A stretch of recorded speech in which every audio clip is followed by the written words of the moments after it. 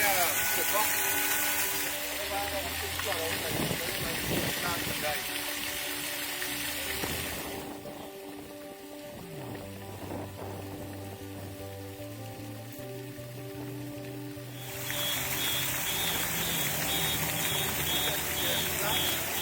Guyana funky trail. I go through the lake here to the waterfall.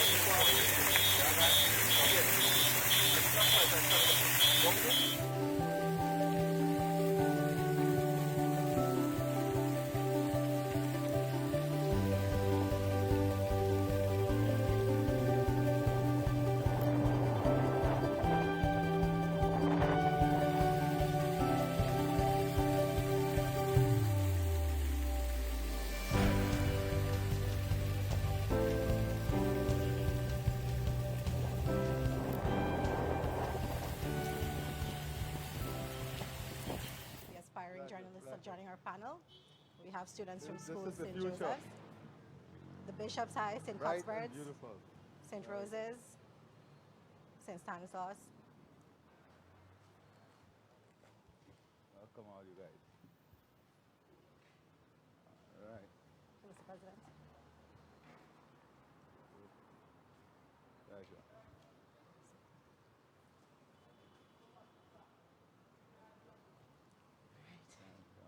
Our panel of female journalists, Mr. President.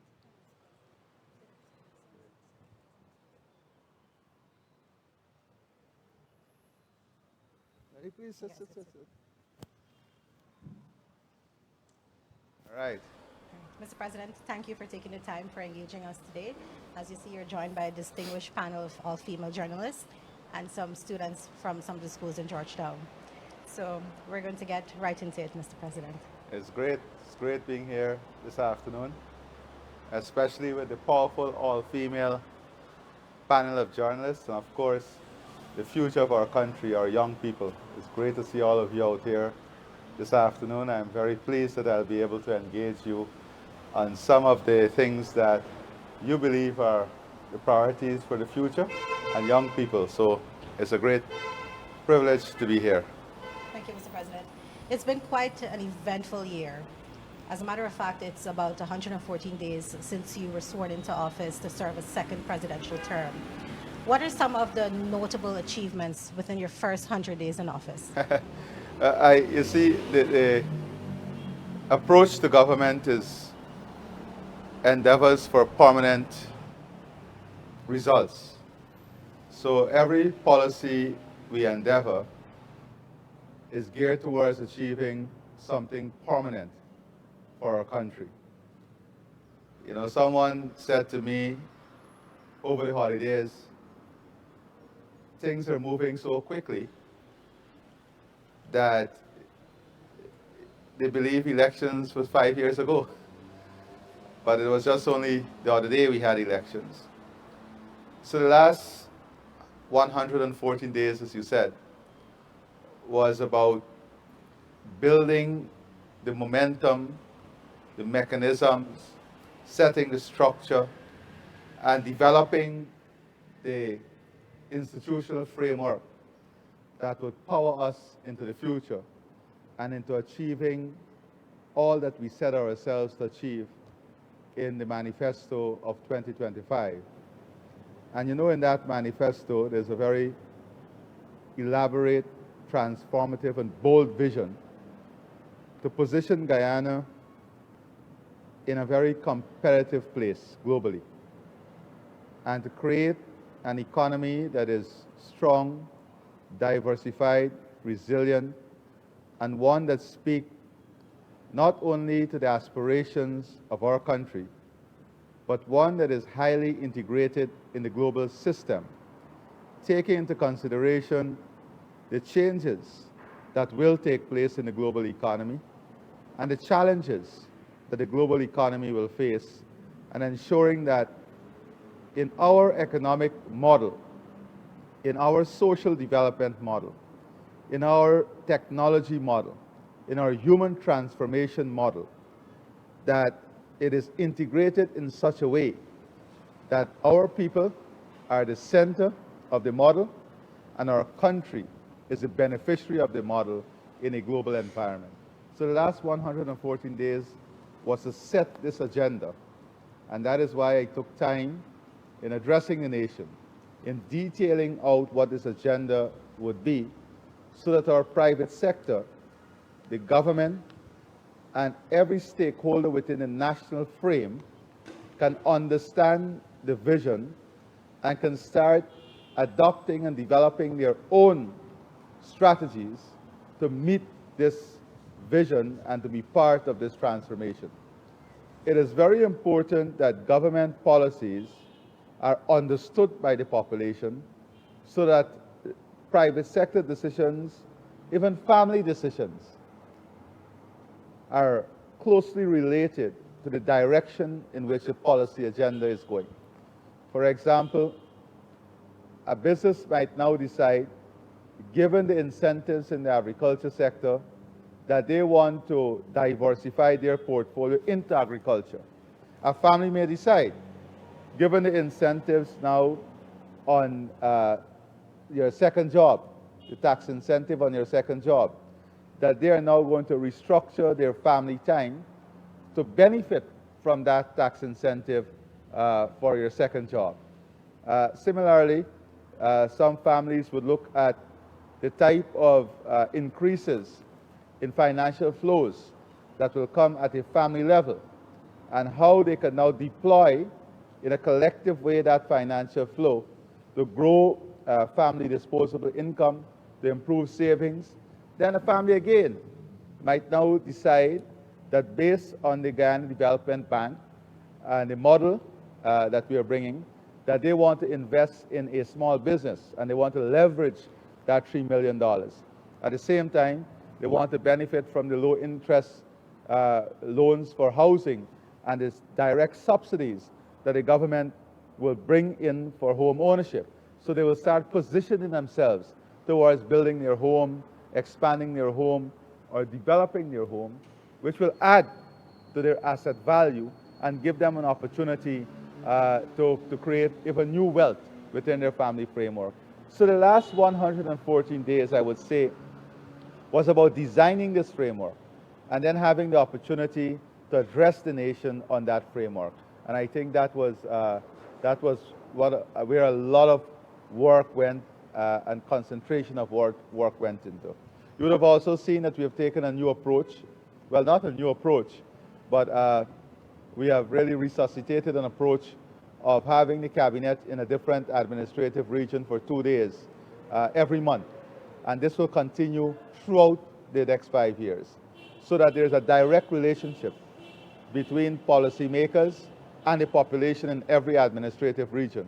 Because I want people in every region to feel the seat of government within every region. That is part of building one Guyana, so that the seat of government is rotated in all our administrative regions. So I would say that is how the last 114 days. But you've already seen tremendous delivery in the 114 days. And that shows you that we are a result-oriented government. We are very focused on results. We are very focused on targets.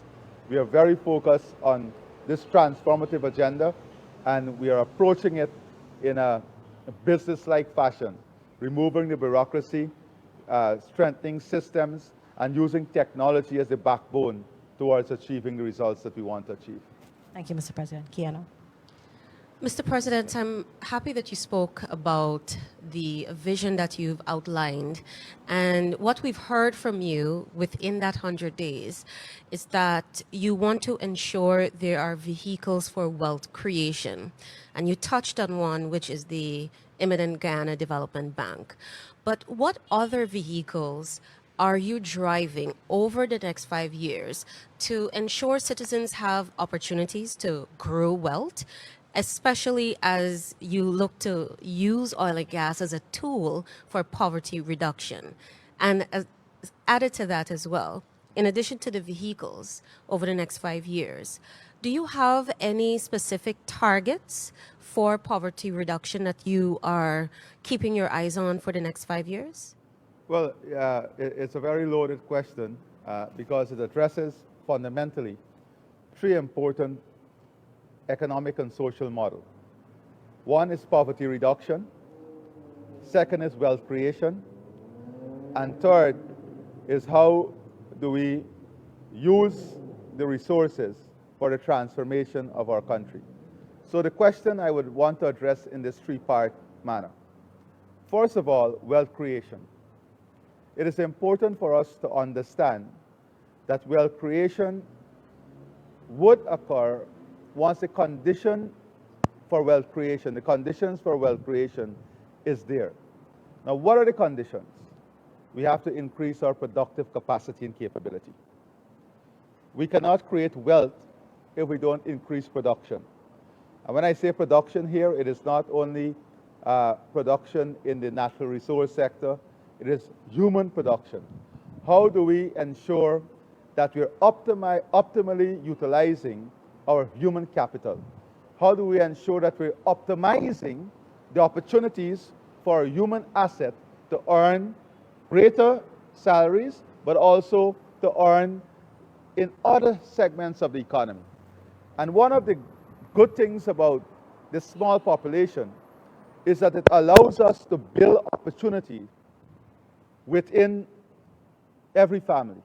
So let us look at a very basic example where wealth creation is linked to poverty reduction and is linked to disposable income. We started a program with the part-time workers, not to take away all your productive hours, but to take away 4 days per week at a number of hours. Whilst we give you that opportunity, we said, listen, we don't only want you to have this part-time job. And who are the persons who got the part-time job? Most of them were persons who were not in the workforce before. Most of them were housewives. So that is new income that came into the family, new disposable income that add to the wealth creation of the family, that add to the disposable income of the family. Many families use that to service their home loans. Now, without that, their salary income would have been servicing the home loan. This new revenue stream that came into that family is now servicing the home loan. What that does is that it increases the propensity to save. And what it allows now is for the family to have expanded loans. So what you see is in the banking system itself, a number of low-income families who own homes are now applying to refinance their homes because of the valuation of the homes. The value of the homes would have increased. And they're using that refinancing to invest in small businesses, to invest in a taxi, to invest in new income generating activity, new productive activity that is adding to their income. So this is a model that we are pursuing, a model in which we incentivize your ability to have access to finance, have access to capital. So when we build 40,000 homes, that is 40,000 families who would now have an asset base that they can leverage to get capital, to invest, to use to build a business, to use to build new wealth. What that does, it takes you to middle income, it takes you not only out of poverty, but straight to the middle income. And we're seeing this. We're seeing this throughout all the new housing development. Where we have low-income housing, you're seeing the changes that are taking place. Then, so you have one policy there, addressing poverty, wealth creation. Then you have the development bank. The development bank now allows a family or an individual to get access to collateral-free, interest-free loan up to $3 million. But beyond that, it is not only about you coming in for the loan. It's about having a technical team that will help you to do an assessment of your business plan to ensure that you're presenting a viable business plan. And that technical team will be walking through with you at intervals to ensure that you're keeping to your business plan, to ensure that you're managing within the framework of the business plan. That mentorship, that guidance, that financial literacy that is embedded in the model that we are presenting. And further, for the young professional who will now leverage without collateral and capital that $3 million, that young professional now would be able to unlock up to $20–30 million from the commercial bank at an interest rate less than 4%. So that interest rate would have cost them 7 to 8%, in some cases 10%, depending on the risk, that will now get at less than 4%. So you're unlocking finances even before you start the investment. You're benefiting from no interest and low interest rate. So what that does, it now allows the smaller family, the individual with no collateral, to now be part of this entrepreneurial revolution, this business revolution, creating a model of development that addresses poverty, wealth creation, business development, human development, because part of the program would also include those persons registering under the Gold Scholarship Program to do an academic program. Because with every level of academic achievement, your ability to make better decisions should improve. Not always necessarily the case, we have seen that, but it should improve. So that is how the model is integrated from a social, economic, financial, developmental, and human landscape, ecosystem. Now that brings us to the second tier. The second tier, you have families now who may have $5 million in the bank, earning less than 1% interest. How do we leverage the liquidity in the system, here at home and in the diaspora? And that is why now we are building out business model in the oil and gas sector that would allow you to leverage your resources and get guaranteed fixed returns. So we have, for example, we are talking to Exxon on the service boats, where we're going to say that in the local content legislation, machining services, the service boats, engineering services now must have a local content component. And how do we leverage not only the local private sector, but local families and families in the diaspora to now be part of these investment opportunities? How do we bring every family to own the fertilizer plant with fixed rate of return? And here is where you will enjoy the luxury of the asset you have built, whether it's your home, because you can leverage your home. Let me give you an example. If you have a low-income home, $8 million, your interest rate is about 3.8% in the bank. You refinance that home for $15 million, right? You now have what? You have $7 million? $7 million additional asset. Let us say you take that $7 million and you invest it in one of these opportunities, and you get a return of 8 to 10%, and your loan is 3.5%. That's how you're using capital and your asset to earn you wealth. That is revenue that was not there before. That a policy of the government, that an investment of the government, that the opportunity the government gives you by home ownership, land ownership, now allows you to leverage to earn. And this is the model that we are building. Then we have the human development that is important, and that is investment in education, increase in old age pension, things that address vulnerable group, persons living with disabilities, our school children, increasing all of those grants. It's not only the grant that goes, the cash grant. It is all of these additional grants that goes into the system to help the vulnerability that exists. And when you look at the growth over the next 5 years of the vulnerable population, who most times are captured in that poverty assessment, all of them will be able to come out of that poverty level, given the investment, given the social investment, the financial transfers, and the economic development that will take place. So the model is integrated. I don't want to use the word complex. It's integrated and designed in such a way to increase our productive capacity. That is why we've incentivized agriculture.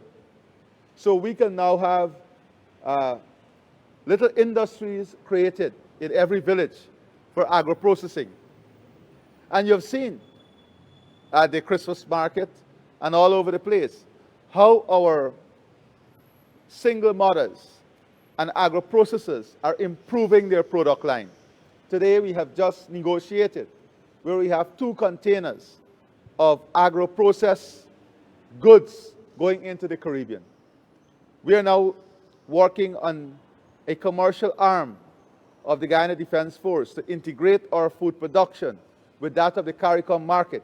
Yesterday, I had a very good conversation with the Prime Minister of Antigua, where a group of young people there are investing in transport capability, and they're looking at Guyana to be a supplier of food into the Antiguan system.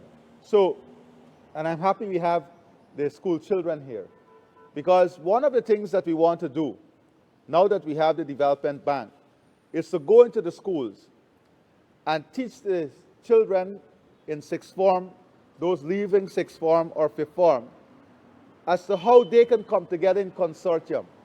So building the mentality of consortiums at a very early stage in their life, and then see what business ideas they can come up with, and help them through the development bank to finance those business ideas up to the limit of that bank, because you don't have the collateral requirement, you don't have the interest-free requirement. So you have these young people who may get together, 15, 20 of them, and say that we have this great business idea. Now what that does, it creates a society that is innovative in its thinking, analytical in its thinking. It creates a next generation of young people who will be forward thinkers, who would be looking to apply themselves in what? Wealth creation, in productive activity. And so this is part of the model that you will see in the next 5. So in terms of the final component of that question, targets, I would say that the measurement of poverty will change. What do I mean? Take all of us here, for example. Farisa, you know that coming to Georgetown when you were a younger person was a luxury. Today, being able to come to Georgetown is a necessity. Someone spending 8 hours in the traffic to cross the bridge was productive time loss. So let us say you are a machine, you had one of the weeding machines, and you have to come to Georgetown to work, and you spend 8 hours in the traffic.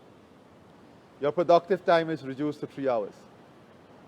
Now that is eliminated with a new bridge, with the new roads. All of these things are critically linked to wealth creation, the question you asked. When we build those roads and open up those lands and make backlands front lands and change the price from $2 million an acre to, in some cases, as Farisa would tell you in Region 3, to $1 million US an acre. How can you put a measurement to that? How can you put a measurement to that? So that the society itself will change. A pensioner that knew how to use $40,000 per month want higher quality of goods. That same pensioner is deciding today, I want to shop in the comfort of a supermarket. A basic family today is saying, a car is now a necessity for me and my family. There is absolutely nothing wrong with that. But when you look at the benchmark indicator for absolute poverty, whether it's $5 a day or $4 a day, you tell me who in Guyana is working $4 and $5 per day. But it's important that in this transformation, the mindset also change. Because we now have the situation where people are reducing their productive time because of the increase in wages, the increase in salaries. So a driver, for example, a truck driver, used to work 6 days per week. Today, he earned that same salary for 6 days in 2 days. So they decide that I'll work 3 days, and the rest of the week I'll relax. That mindset. When people speak about the Dutch disease, they look at government. But the Dutch disease is created by the mindset of the population that weakens our productive capacity and capability, that weakens and create a false model of what constitutes work, level of effort. In this phase of development, it is important that we develop a mindset of maximizing our ability to earn, maximizing the productive time that is available before us. And that is part of the agenda in the next 5 years. How do we create this new mindset? Wealth creation is not accidental. Wealth creation is planned. It's planned at a national level through policies and programs, but it is felt at a community level. Look at the last, this Christmas, and Main Street.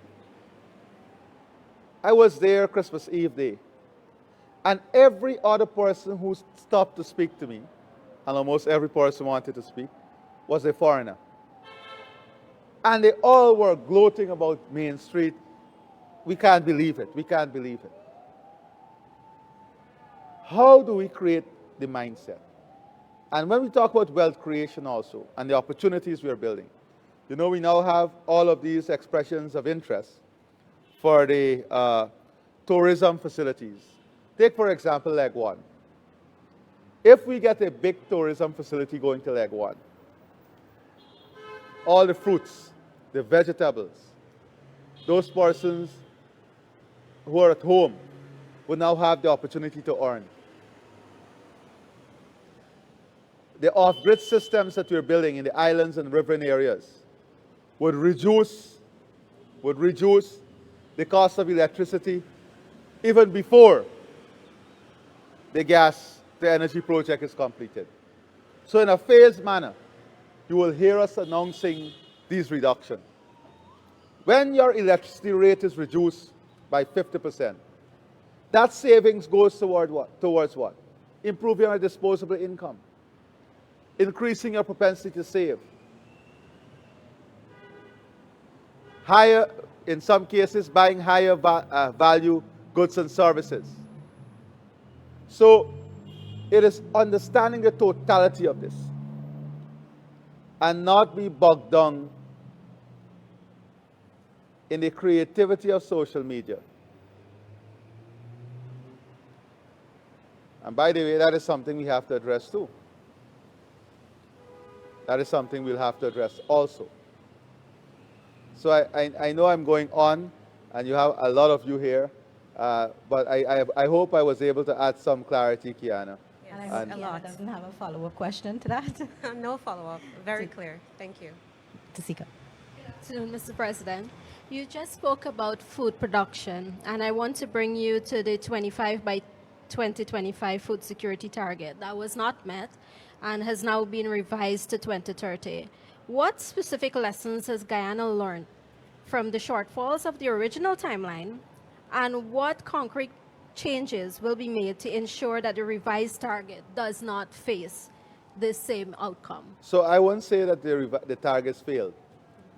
For a matter of fact, if you look at all the reports, the Caribbean and Guyana has been commended globally for the efforts we have made on food security and increasing production. But we did not plan for 2 major hurricanes and 3 storms. The entire agriculture sector is almost wiped out in Jamaica.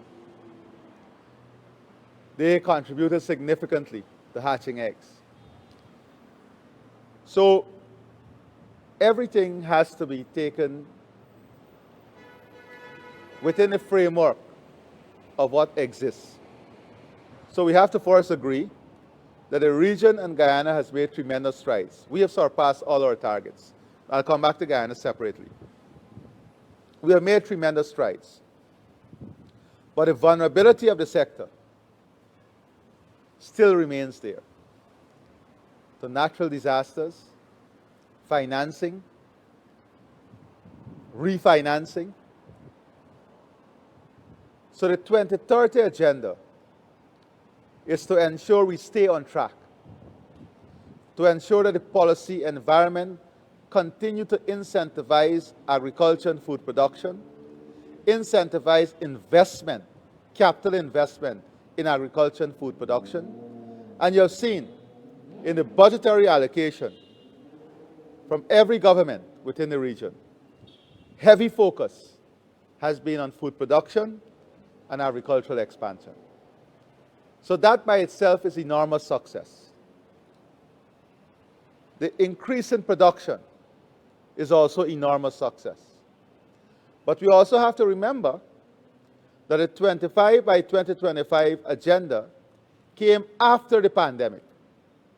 And after the pandemic, tourism came back. With tourism, I'm speaking about the region, comes higher demand. So of course, although the production increased, it did not increase at the pace at which tourism and other sectors started to re-emerge after the pandemic. So this straight line simplistic analysis by some lack depth, but that comes from the inexperience in policy making, and that comes from sometimes agenda that are skewed for a narrative. Let's look at Guyana. We have increased our poultry production, our livestock production, our egg production, aquaculture production, corn and soya. In 2 years' time, we'll be exporting to the Caribbean. Now going into large-scale black eye and red beans production.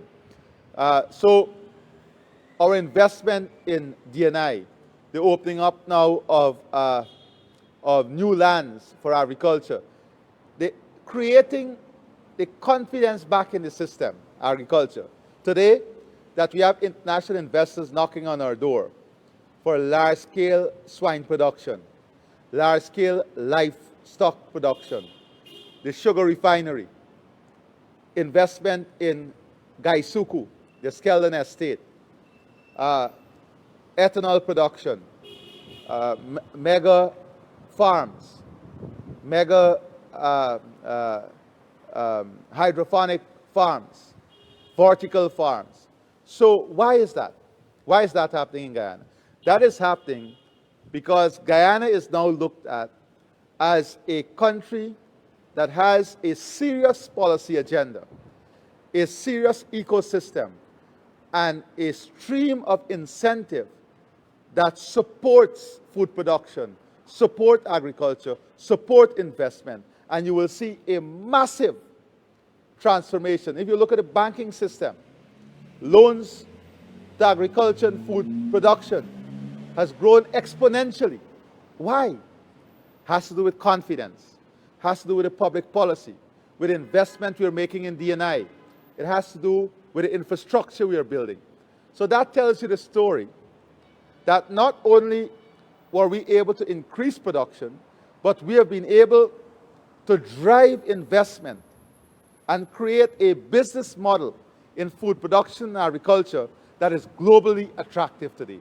And that alone should win you 10 terms in office, 15 terms in office, when you look at a country like Guyana.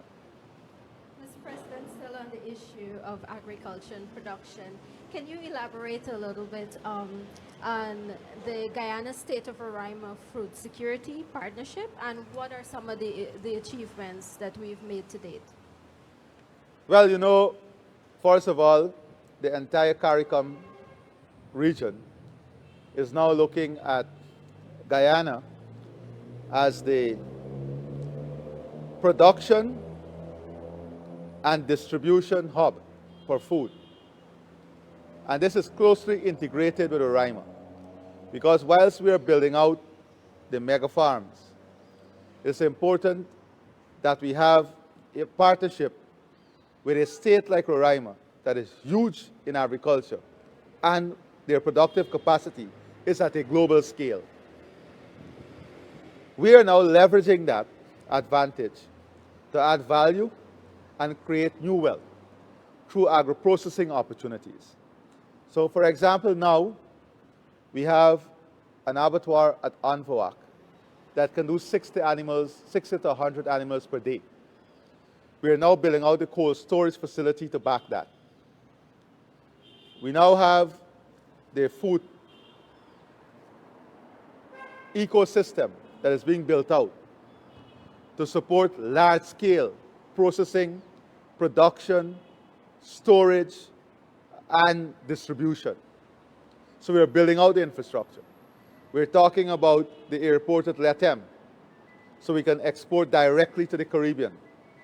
Then we are looking at creating an agro-industrial hub in Letem to bring raw produce, to add value, do all the packaging for Caribbean and North American market. We are looking at similar hubs in Berbice, in Essequibo, then building out the port facility at Porica and Charity, so we can export directly from Porica and Charity to the Caribbean. So you see the integration, building out the infrastructure, investing in bringing in new lands into production, adding the technology, and integrating it into the market. So that is the whole plan that is being developed here. A very integrated approach, targeted. That is why agriculture and tourism, those two legs of the economy in the next 5 years, will blow our minds. What will take place in agriculture and tourism will blow our minds. No doubt about that. This country is going to be on a high. Not, I can speak without talking about oil and gas and all of this. And I know Kiana must be itching, and even Vashani must be itching to ask me about gas. But we are powered up. This economy is powered up in such a structural way that the opportunities are going to be beyond significant. But what we are doing is building a model that maximizes local participation, maximize local ownership, and maximize the ability to create wealth locally. When I speak locally, I'm including our diaspora in that local base, because it's important that they are part of the opportunity. Thank you, Mr. President. Naomi. Mr. President, you would have spoke at length about wealth creation and poverty reduction, but I'd like to shift your focus to cost of living. Now, that has been a hot topic in the media and social settings. Now, we would have seen the government injecting a lot of resources and instituting measures such as the fuel subsidies. So my question is, how crucial have these measures been in addressing the global condition and global market shocks? Beautiful question. Just imagine. Now, I want the country to understand. that all the measures we put at COVID to cushion cost of living, we have not reversed none of them. Not only the 200 taxes. So let's start from that. If we did not remove that 200 plus taxes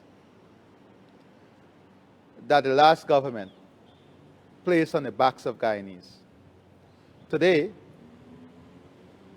hundreds of billions of dollars would have had to be extracted from your pockets to service those taxes. If we did not remove the tax on fuel, hundreds of billions of dollars from your pocket would have been used to finance fuel. If we did not remove the tolls on the bridges, hundreds of millions of dollars from Guyanese pockets would have been going to tolls. If we did not create the incentive for the reduction in low interest rate loans from 6.5%, middle income and low income from 8% to 4%, that is hundreds of millions of dollars that was going to service interest on your loans, now back in your pockets. The billions of dollars in the Because We Care grant, the other cash grants, the COVID grant, hundreds of billions, the fertilizer subsidy, the removal of the rates for D&I charges, and the expansion of D&I services that saved you from flooding, increased productivity, giving a subsidy on every bag of paddy produce, tens of billions of dollars. Subsidy to our fisher folk, tens of billions of dollars. Textbooks to our school children, tens of billions of dollars. The school feeding program, tens of billions of dollars. The transportation grant, the uniform grant, tens of billions of dollars. No increase in the cost of electricity. The reduction in the cost of water by 5%. The removal of VAT on electricity and water charges, hundreds of billions of dollars. All of that are resources that would have been extracted from your pockets, having the government not given the incentive.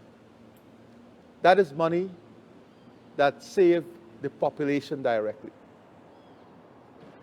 Outside of all of that, there are certain things. Let me give you one more example. The mining sector almost went dead when we came back into office. Hundreds of billions of dollars in incentive. They still benefit from, although the gold prices went up to more than $4,000 an ounce, they still have the incentive on fuel. They still have all the duty-free incentive, all the tax incentive on machinery equipment. That is why we're taking the declaration issue very seriously.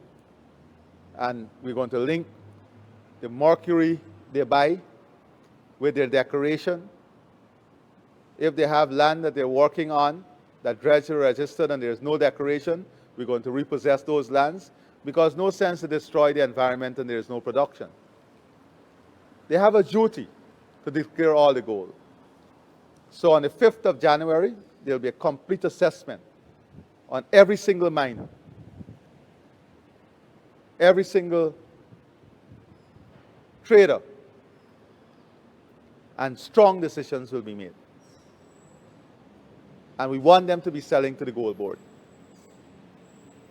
But all of these incentives that kept production going, if we did not reinvest in sugar, thousands of workers will be home without an income.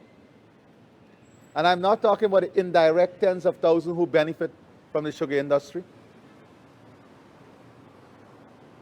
So, cost of living has benefited from policies that directly targeted Just imagine if we did not have these policies.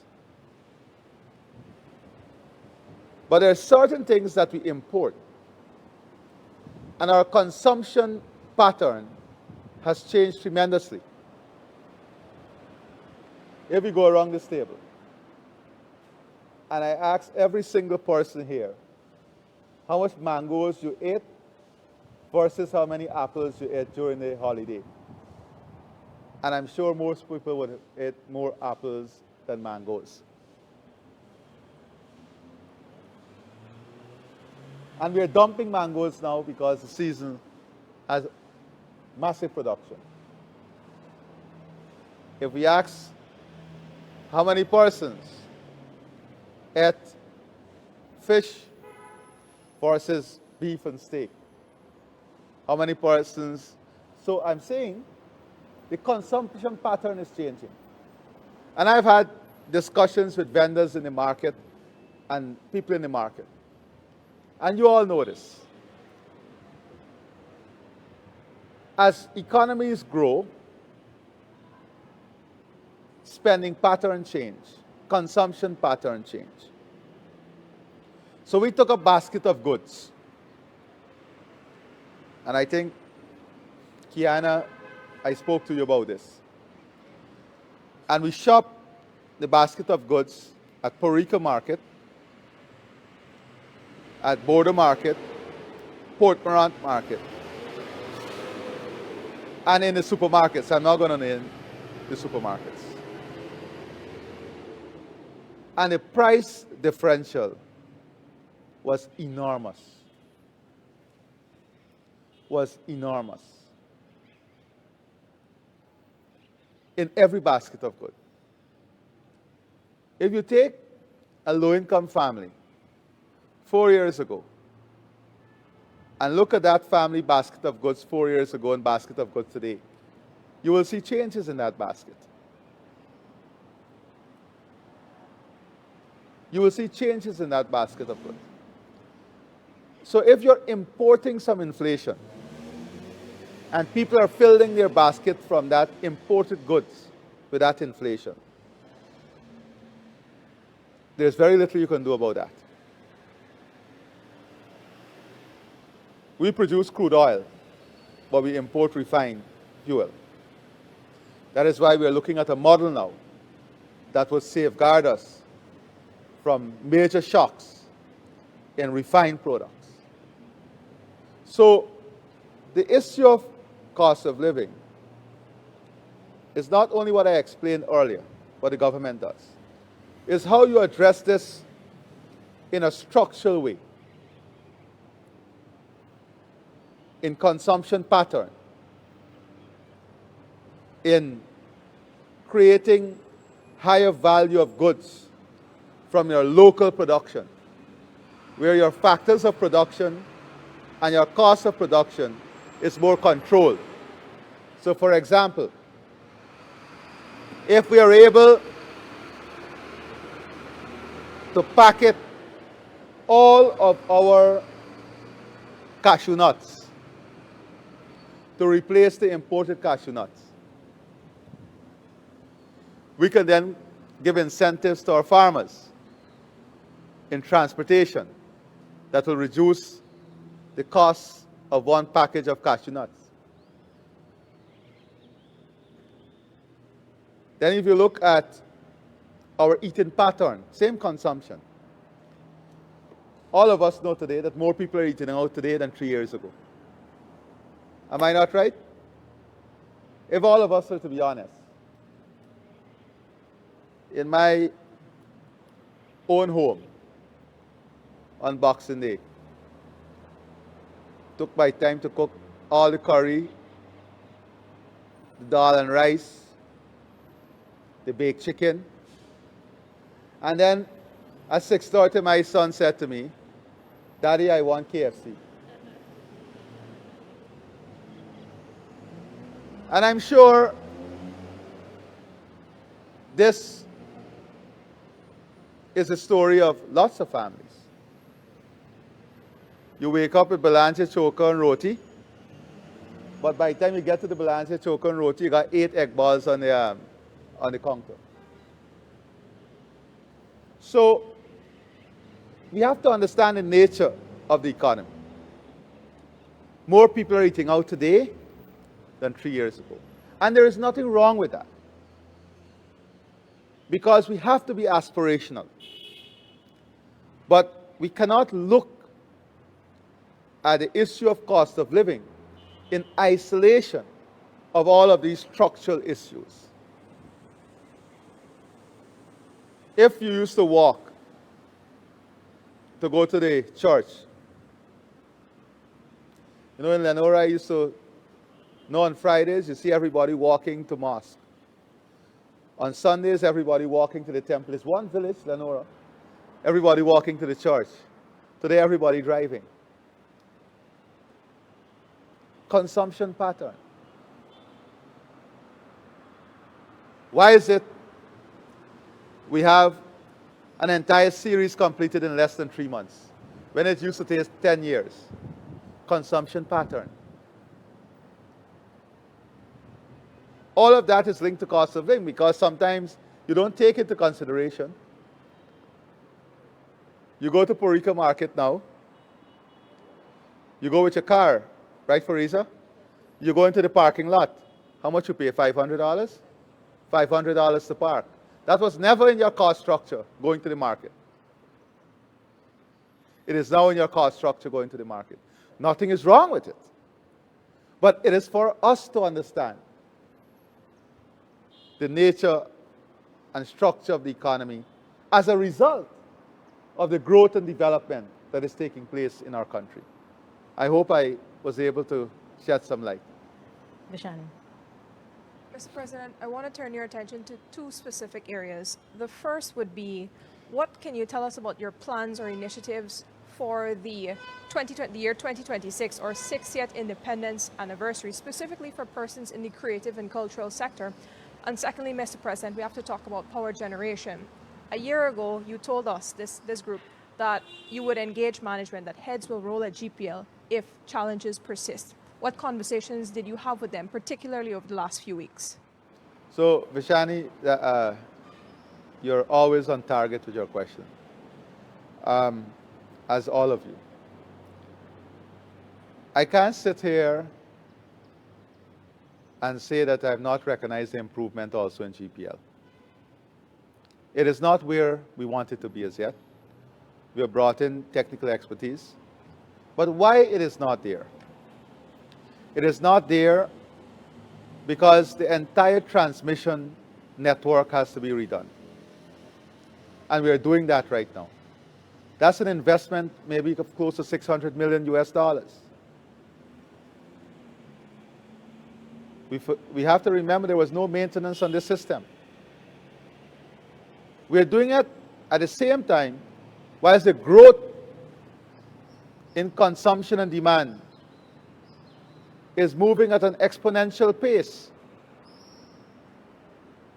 So you have a transmission issue, we have a production issue, and yes, we had a delay on the gas assurance. We acknowledge this. Is it where we want it to be? No. But today we have a plan. We have a plan to address production. We have a plan to address transmission. We have a plan to address distribution. The tens of thousands of new homes that are coming on every 2-3 years to the grid on the same system. We now have to move at a rapid pace to have the cable across the Demerara River completed. Because it's not only affecting the power in sector now, it's affecting our ability to bring ship in, driving up the costs. So we are hoping that that project can get on the way very, very quickly. So on the power side, there has been improvement, still not where we want it to be. There is still weaknesses in the management that we are addressing. There are challenges from the distribution side. There are challenges from the production side. We're hoping by the last quarter in 2026, the gas to energy project will be in a position to deliver. But that too is a problem if the transmission and distribution is not completed. We're rebuilding control centers and towers all across the country. So we are fixing and reinvesting in the entire infrastructure in energy, whilst we have to keep the power on. We also have more trucks and cars on the roads.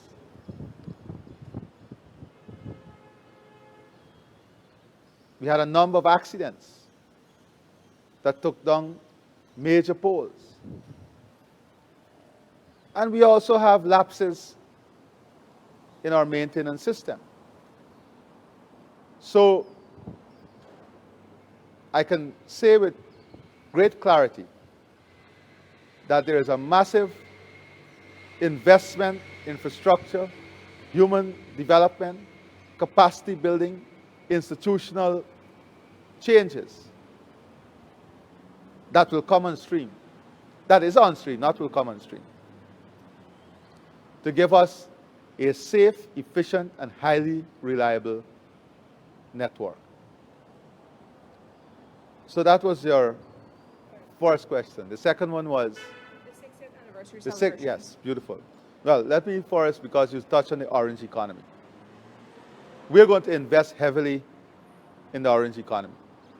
And our 60th anniversary gives us an enormous opportunity to kickstart that investment.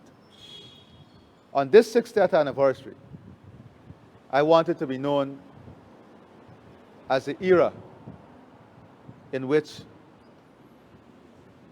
our orange economy, which include our culture, our ecosystem, our food, our people, our artists, our artistic skills, is deployed at a scale and magnitude never seen anywhere in this region before.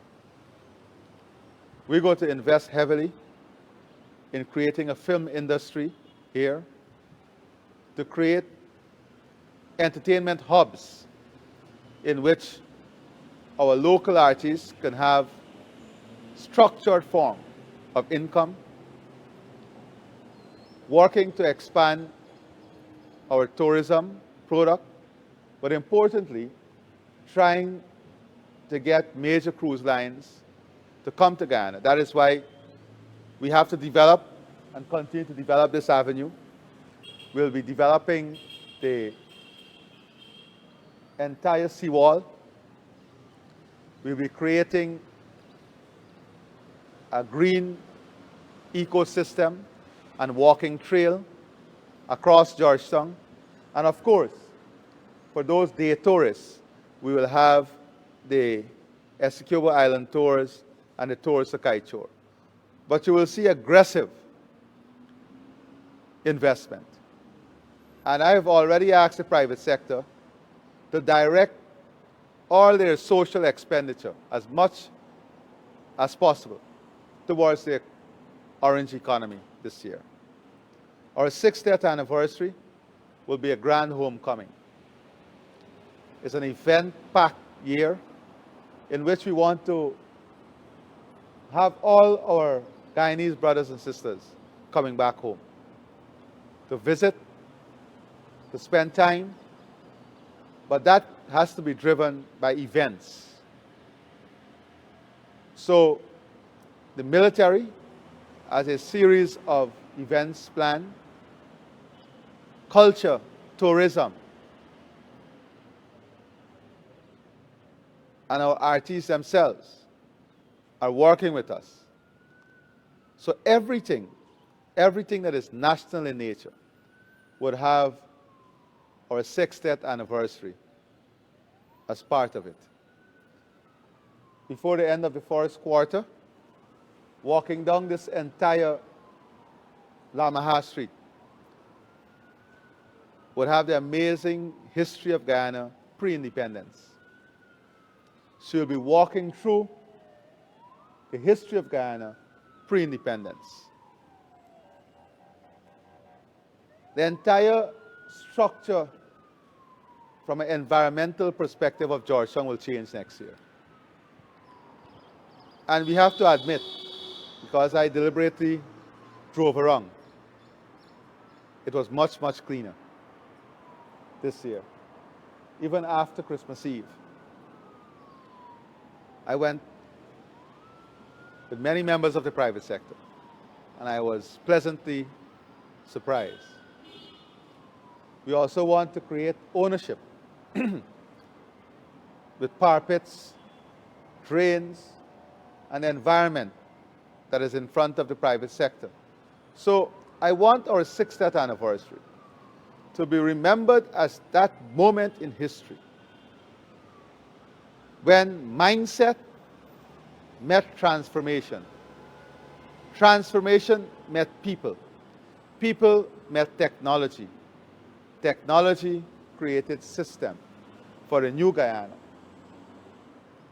that would be one that boasts of efficiency, transparency, accountability, and one in which every Guyanese must aspire to own things.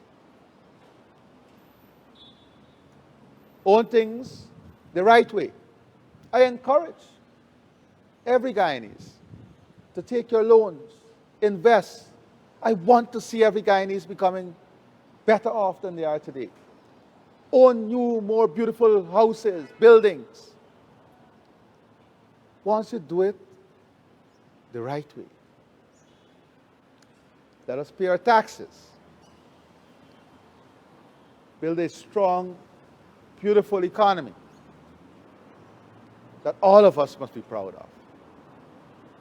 So, the 60th anniversary also would unleash the next 100 years of generational projects for Guyana, because we will have the full ecosystem for whales,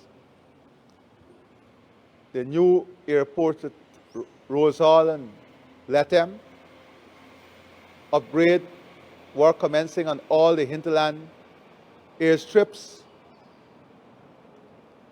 We will have gas to energy 2 in Berbice, creating the new wave of generational wealth and revenue stream, whether it's fertilizer plant, glass factory, data centers, energy powerhouse, the LNG, all of that, creating an infrastructure and logistics hub that will drive opportunities. We don't want everybody to own a sand truck.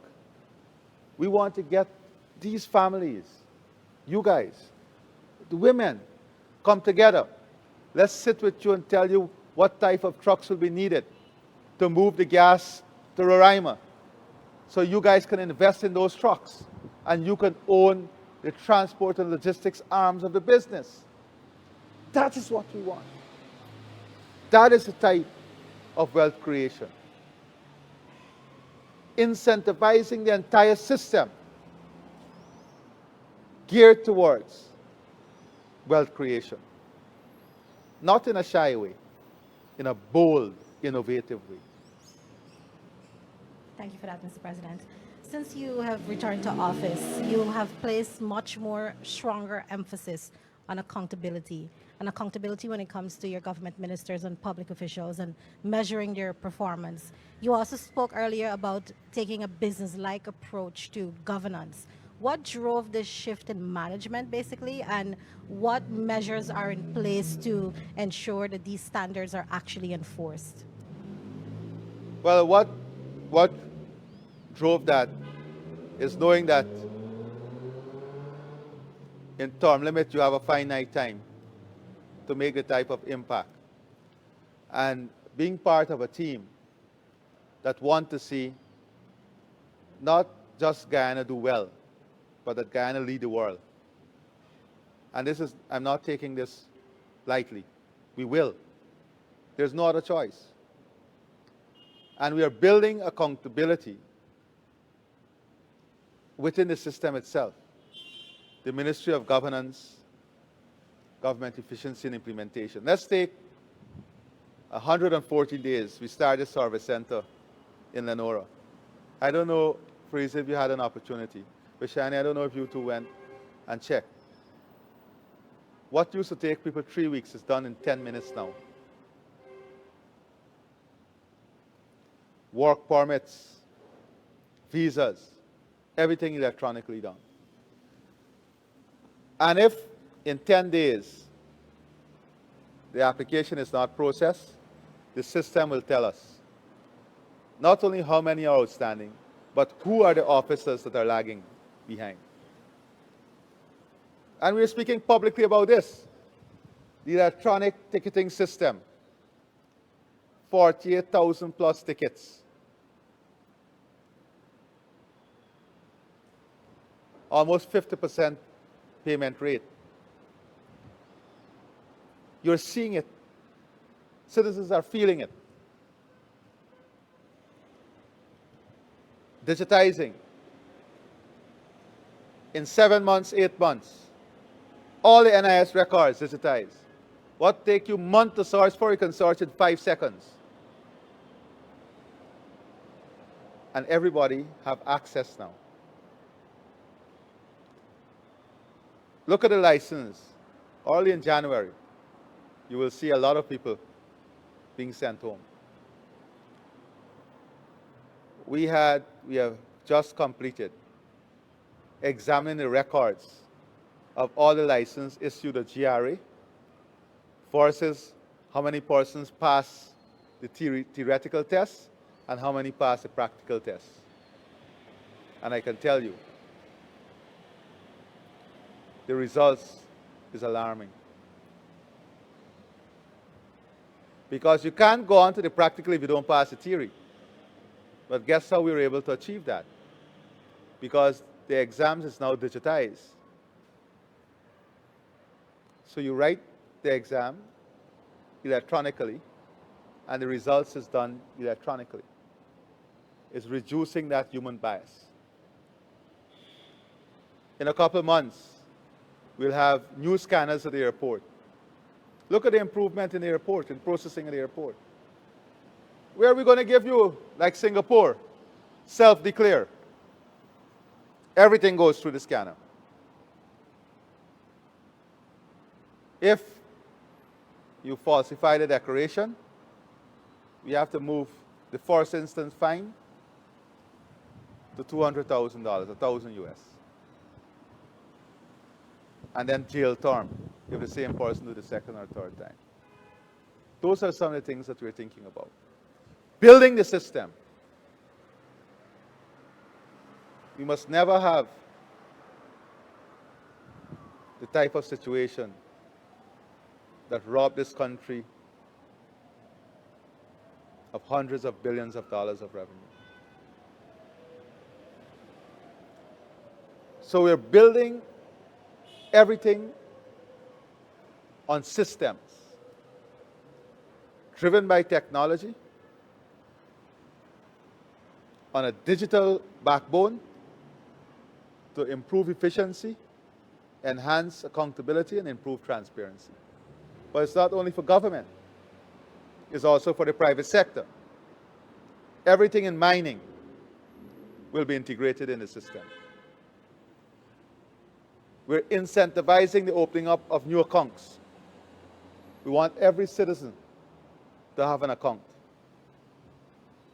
Going to the school system, encourage our school children to open accounts.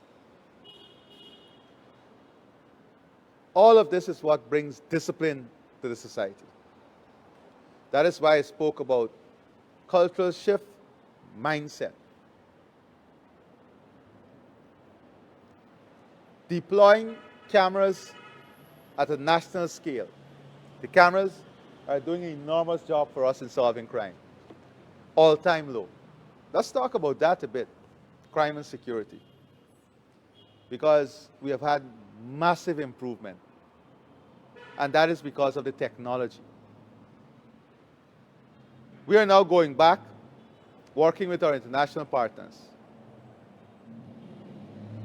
on what we term cold cases.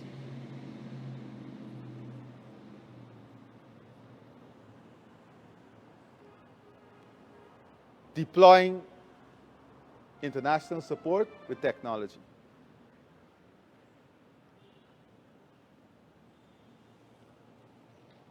Our men and women in uniform are able now to use this technology. Eyes in the sky,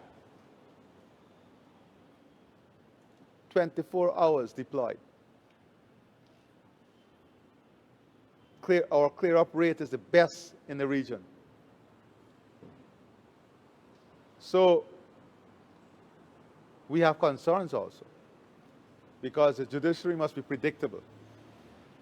You can't have an Amerindian man with a shotgun sent to prison for 2 years with an illegal firearm, and you have a man with semi-automatic weapon, high-caliber weapon, given bail.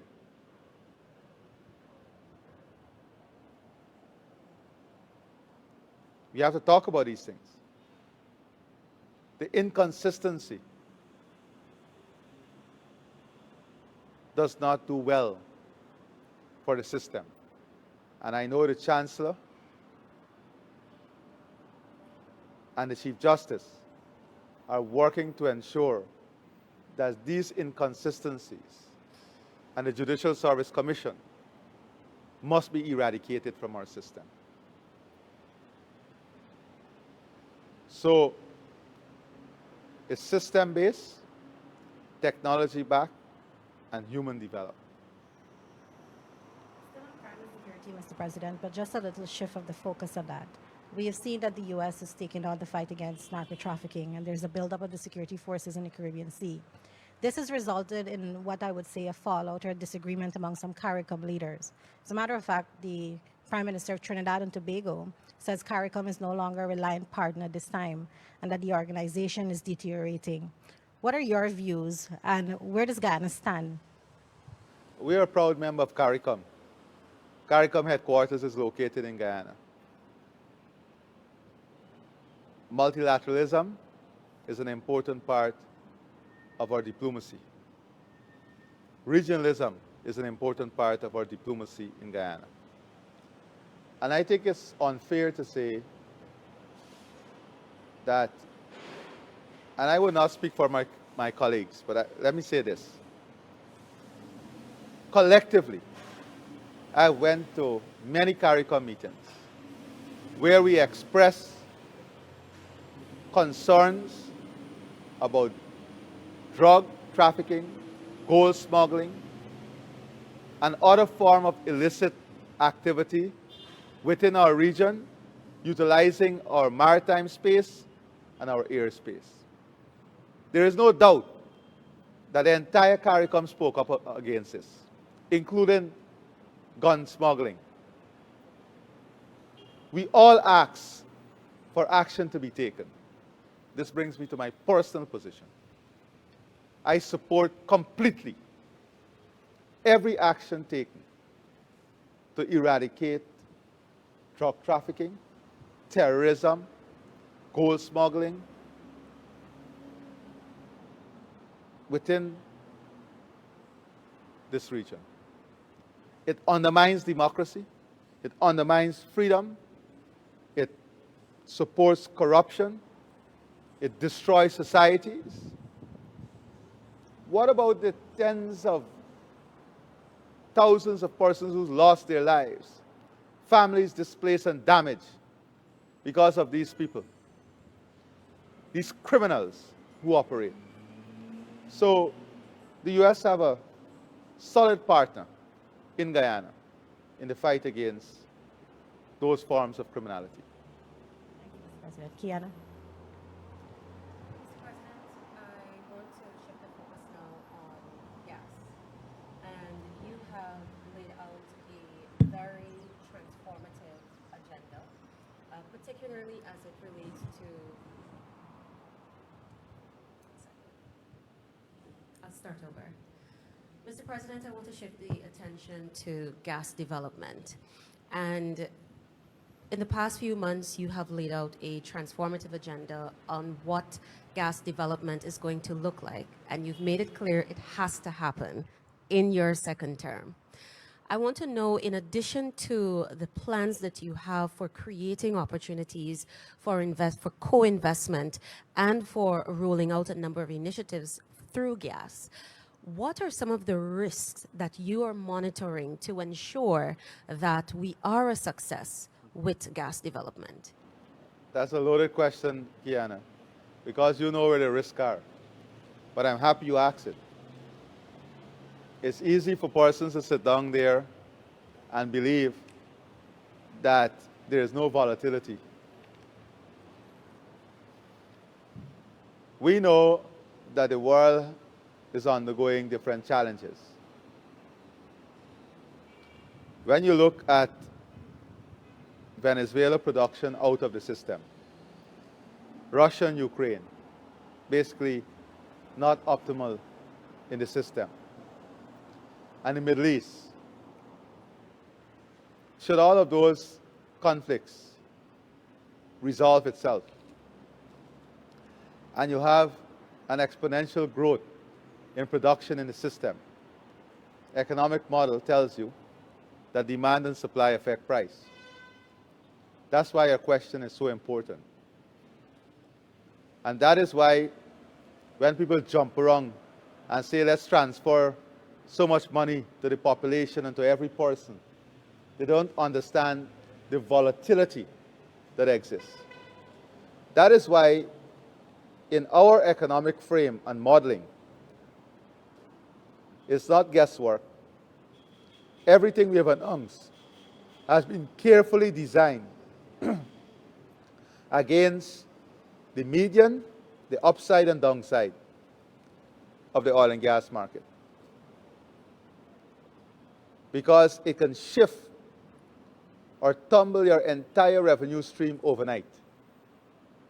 And if you build a model where your recurrent expenditure is based on a futuristic price that is not viable, then your entire economy will tank.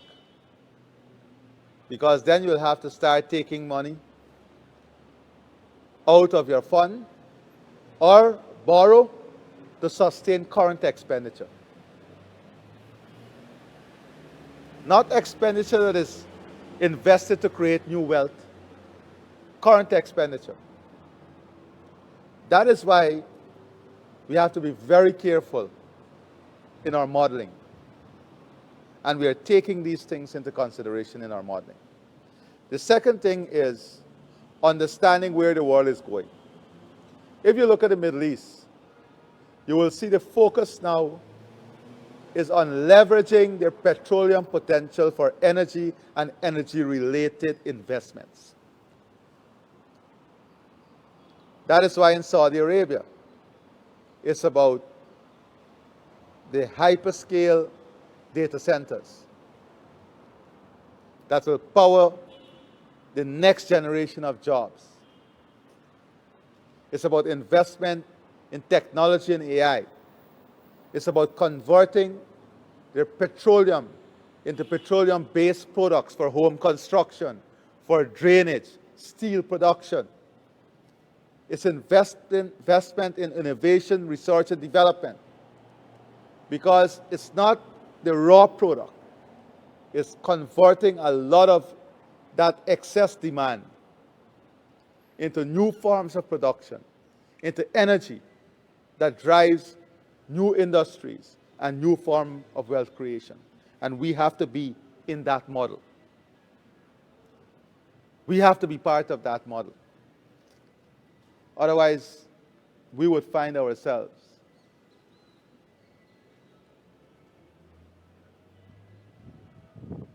oil and gas rich, but not rich from an economic standpoint. long into the future. That is why sustainable, resilient investments, key in the model that we are building.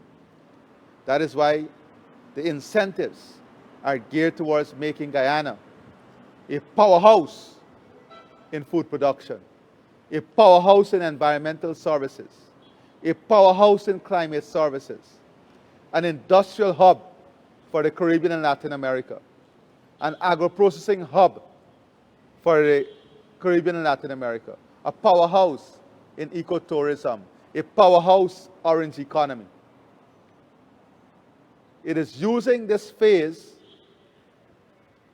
to power this generational wealth opportunity and to expand the pillars of the economy at a rapid pace. Because from a structural perspective, you're seeing these changes coming at you. We have to understand things are normalizing. Yes, you see all these conflicts raging, but there is a deliberate effort led by the US administration to normalize things. And with normalization comes, but I want these challenges, but I want to assure you that our modeling takes this into consideration. You want us to engage these kids a bit and then come back? I'd like to mix things up a little bit. Yes. I know some of the students have some questions for you, so we're going to take the first 5 in the first row. We'll start with the young lady. Good afternoon, Your Excellency. First of all, I'd like to thank you and your team for the opportunity so I could speak here with you this afternoon. And you spoke earlier about digitization. Sorry. You spoke earlier about digitization and improving technology usage in Guyana, which brings me to my question. What is Guyana's plan going into 2026 to making sure that we keep up with the technological and AI advancements so that we are not surrendering to globalization? That's a beautiful question. And it's a question where we have to address the reality. The reality of Guyana yesterday, not today, is that we were at a, I would say, 30, 40-year gap in terms of where we were from a technological perspective to where the rest of the world is today. And you'll recall that during the period of the Industrial Revolution, countries were left back by 100 years. Countries are still left back. We cannot afford that. That is why we have taken a deliberate step to adopt tomorrow's technology today, so that we are leapfrogging into the future. And we are reducing that transition time from 30 years to the next 5 years. So part of the investment that we are making is to position our systems to be in line with the rest of the world and ahead, in some instances, within the next 5 years. Structurally, if we were going on a straight line, this would have taken us 30 years. But we have taken a deliberate decision that we are adopting all of the best technology tomorrow, today. So for example, we have moved from safe city to safe country. Very few countries have an entire country plan for a safe city where are the cameras. Before the end of next year, you will go to a kiosk and renew your driver's license. Most government services you'll access from your bed. Ask Government Portal will give you direct interaction 24/7 with all of government. These are things that even the developed world have not perfected as yet. It will not be perfect. There will be glitches. But this 5 years is to perfect the imperfection, to make us part of the real-time, real world. So that's what we're doing. Thank you, Mr. President. And you, the young people, you're the greatest asset in this, because you are coming up in that environment. My son at 6 can teach me on the iPad every single day something new. But you are coming up in that environment, so that we want you to be real time in your knowledge. If you learn in a digital environment, that's why we want everybody on the digital school. You will learn to be digitally savvy in everything you do. Right? Please. Good afternoon, Mr. President. Good It is a pleasure meeting with you here today. Now, my name is Raka London. I'm from Queens College. And on the same topic of development and the youth, my question is focused on the education sector. So can you outline specific investments, concrete measures and policies, whether they are financial investments, infrastructure development, teacher recruitment, a more refined syllabus, whatever the case may be, that would up the level of education in the hinterland sector moving forward? That's a beautiful question. So first of all, and you're specific on the hinterland. So let me say, let's start from 5 years ago. 5 years ago, you had limited access to data in the hinterland. Today, almost every hinterland school is connected on the learning channel or connected on a digital platform. So that every single school in the hinterland can be now part of the digital revolution in the Guyana Digital School. For the first time, well, let me back up. We're now investing to have universal secondary education in the hinterland. So we started from the hinterland having absolutely limited access to primary education, no access to secondary education, to 100% access to primary now, almost 100% access to secondary. But in the secondary, they had limited scope because they did not have science labs. Today, we're investing in world-class labs in the secondary schools. We're investing in practical instruction centers in the hinterland. We're investing in technical centers in the hinterland. We're also addressing the nutritional aspect that aid education development. So we have the school feeding program in the hinterland kitchens. We have expanded scholarship now to the hinterland. Today we have more students from the hinterland on our Gold Scholarship program. Almost every single teacher in the hinterland now is either trained or in the training program. So we'll have 100% trained teachers in the hinterland. We have more students in our nursing program in the country now from the hinterland than any other region. We have more persons in our patient care from the hinterland than any other region. And I have this for you. The highest recruitment in the police academy came from Region 1. So in every area of national development and skills development, the most numbers are coming out of the hinterland. Why? Because for the first time, hinterland students have the opportunity to write CXC and to have the basic requirements to enter these programs. And we're seeing record numbers entering these programs. So the results are already there. We're investing in roads, hinterland roads.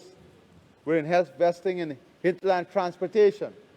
We're giving more students scholarship to come out to the top tier schools in the country. So our investment is multifaceted. At the same time, we are building better teachers' accommodation. We are giving more allowances for teachers serving in the hinterland. We're continuously increasing the salaries for our teachers. We're giving them opportunity to earn their degrees so that their salary scale improve, because they're now trained teachers, then trained graduate teachers.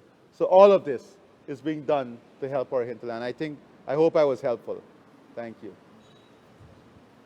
Good afternoon, Mr. President. My name is Princess Stephen from St. Joseph High, and you regarded us as the future earlier when you came.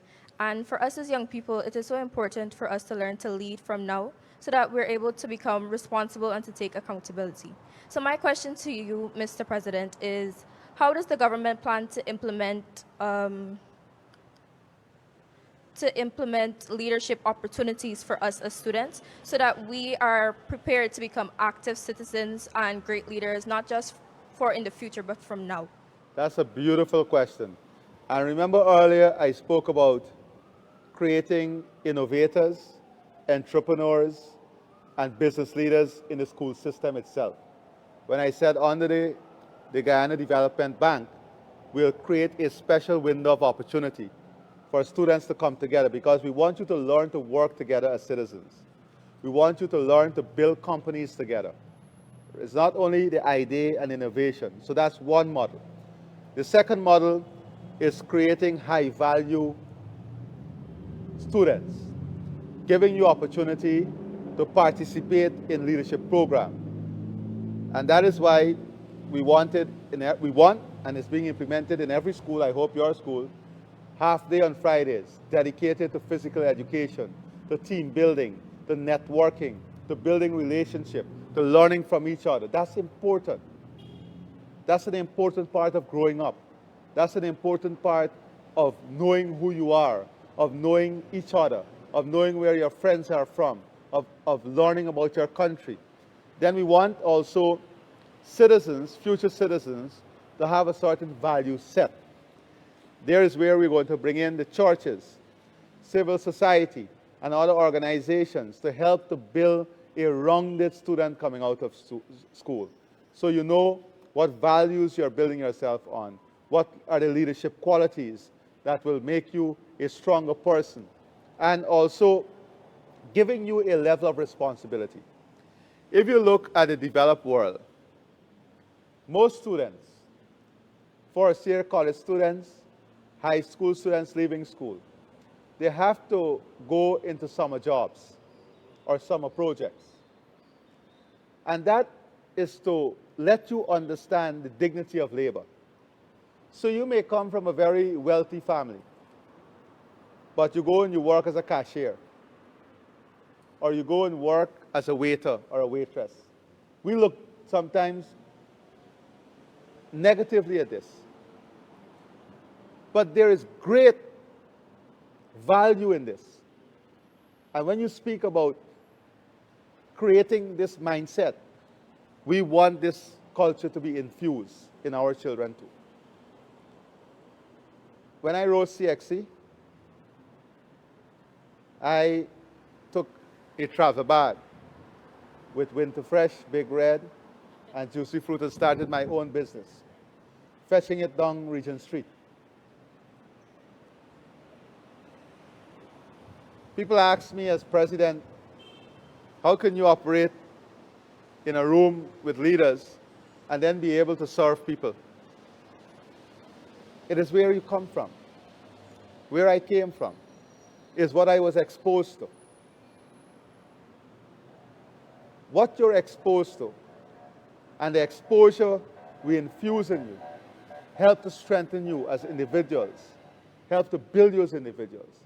And these are some of the things that we have to now bring into the system in building what I would say a holistic model citizen. Was I helpful? Thank you. Good afternoon, Mr. President. My name is Amber Kisoon, and I'm a student of St. Rose's High. My question to you is, compared to 5 years ago, how has the educational system in Guyana improved, and what are some milestones yet to be achieved? Well, I would say there has been massive improvement in the education system, and this has been acknowledged regionally. However, we are still very concerned in the areas of mathematics and English, and we have to work on improving these two core subjects. There's an entire plan that is being rolled out, which includes the Guyana Digital School. We also have to do a lot more work on streaming the mindset of our children. to what the economy needs and requires. Find ways in which we can incentivize and make more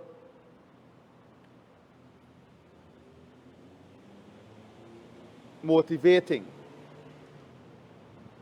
students going into science, students going into engineering. So the education system is input and output. When you put something into a system, it has to be designed to meet a particular output. And the output of the education system, ideally, should match the needs and requirements of the economy.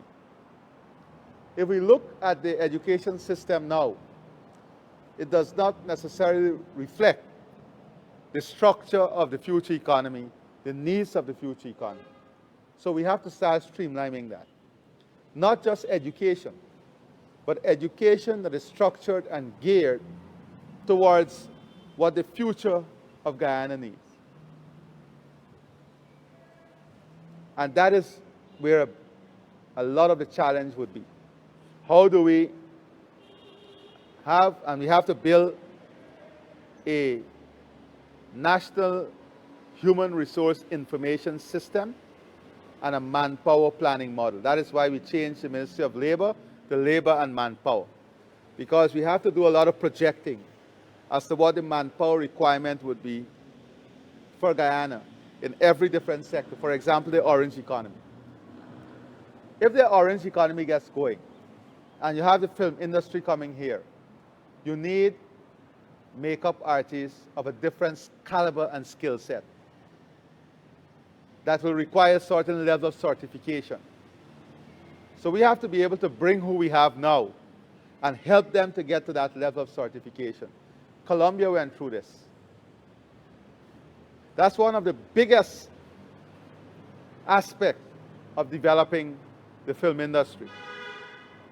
So a major part of this education ecosystem is to manage the input and the output as it relates to what Guyana would need. And that is where the challenge, we'll have to address that challenge.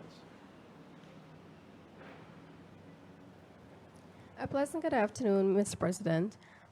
Earlier you have stated that you wanted to improve the agriculture sector. So this brings to my question, but I want to touch a bit on the institution area. So what support is provided to schools to manage pest infestation that may affect students' health and learning, particularly in hinterland and Amerindian communities? Well, first of all, we have to agree that we live in an area of the world that has certain advantages and disadvantages. We're in the city here, but I wouldn't be surprised if through these plants there is a spider, or if we go out there in the canal. Growing up, I used to go into the trenches and feel for fish. And every now and then you will feel something else than fish. In our own homes, I look forward to my small son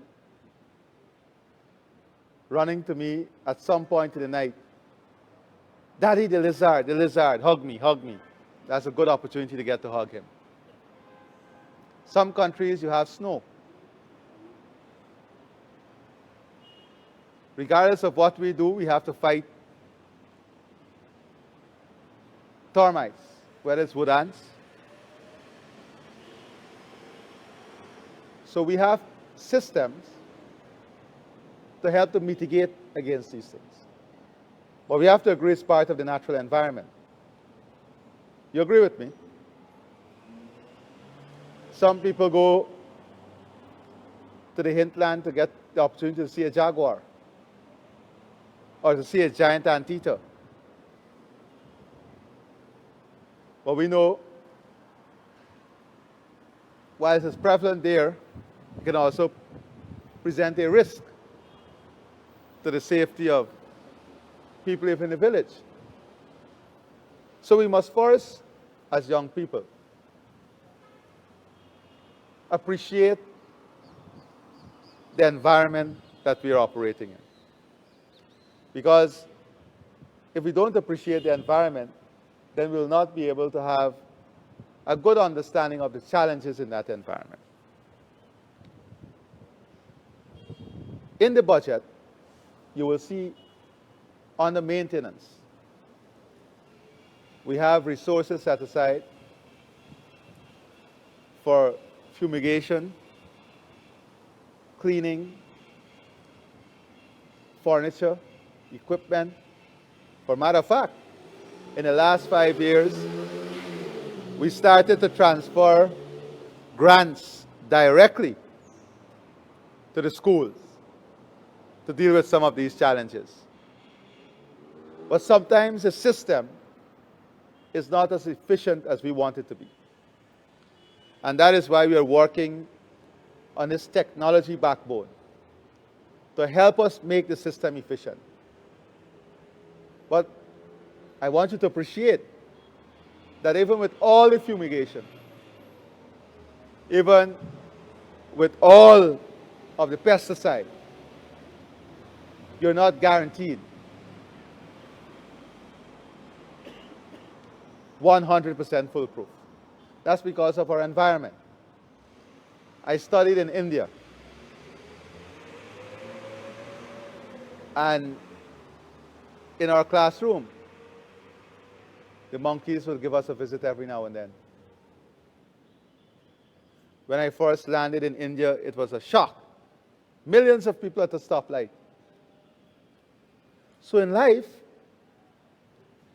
you have to learn to appreciate your environment, because you will be placed in an environment that has cultural shocks and shifts.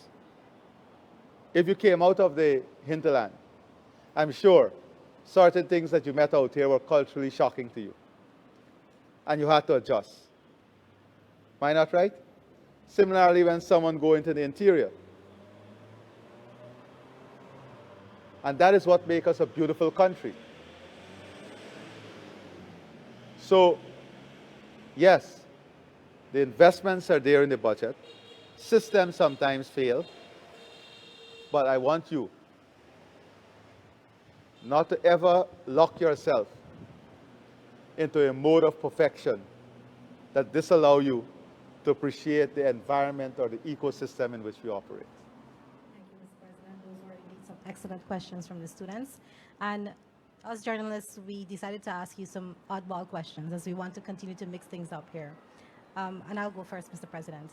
I've known you for a very long time when you were the Minister of Housing and the Minister of Tourism, even before that as well. And I will remind you, Parisa, yes, Mr. President, that you were one of the first persons who interviewed me at 21 years old. And I'll tell you exactly what and where was the interview. We had just launched, well, not just, we just started the experimental National Drainage and Irrigation, the SIP project, Community Drainage Improvement Program. Remember that program? Where we employed persons from the community. And it was the first program. And we had an interview at Cane Grove.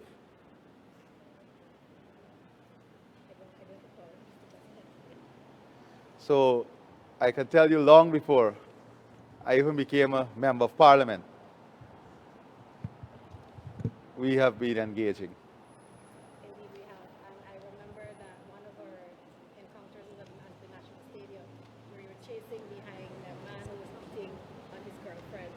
Yeah, So that was an event. you did apprehend him, I must say. Yes. Mr. President, I've always known you to be very energetic, a go-getter, action man. And you entered your presidency. I think, yeah. Yes, start. Thank you. You've entered your presidency with the same energy, the same vigor, but it is even more amplified to the point where your ministers couldn't keep up. And now you've entered your second term with even more energy, and you have made it a mandate that you will go even harder. One of the questions that a lot of people have on their minds is, where do you get that energy from? What keeps you going? We see you late in the night, and at 4 in the morning, you're at the fishing wharf again, going at it. I guess one of the important things in life is that you have to love what you do, first of all. And you have to be driven. It does not come without challenges. You know, it's difficult to explain to your 6-year-old son why you're out of home most of the time, or why on Christmas Day he's seeing you until after 4. But it is a love for what you do, and I think I love people. I love people, I love serving people. But I encourage everybody to eat a lot of fruits, Guyanese fruits. It definitely helps in many ways. People ask sometimes, don't you even get the flu to stay home? But you get the flu. But you get the flu knowing that you don't let it take control of you. So I think for every single person, being driven, loving what you do, are the primary ingredients to energize yourself every day. If you don't love what you do, you would not be motivated to wake up to doing it. So you can't get into public life for any other purpose. You will not succeed. You may have temporary success, what you may term temporary success, but to have the longevity, to be there constantly, consistently, doing the same thing over and over, listening to people's problems over and over, without letting it affect your own mental stability, and understanding your role.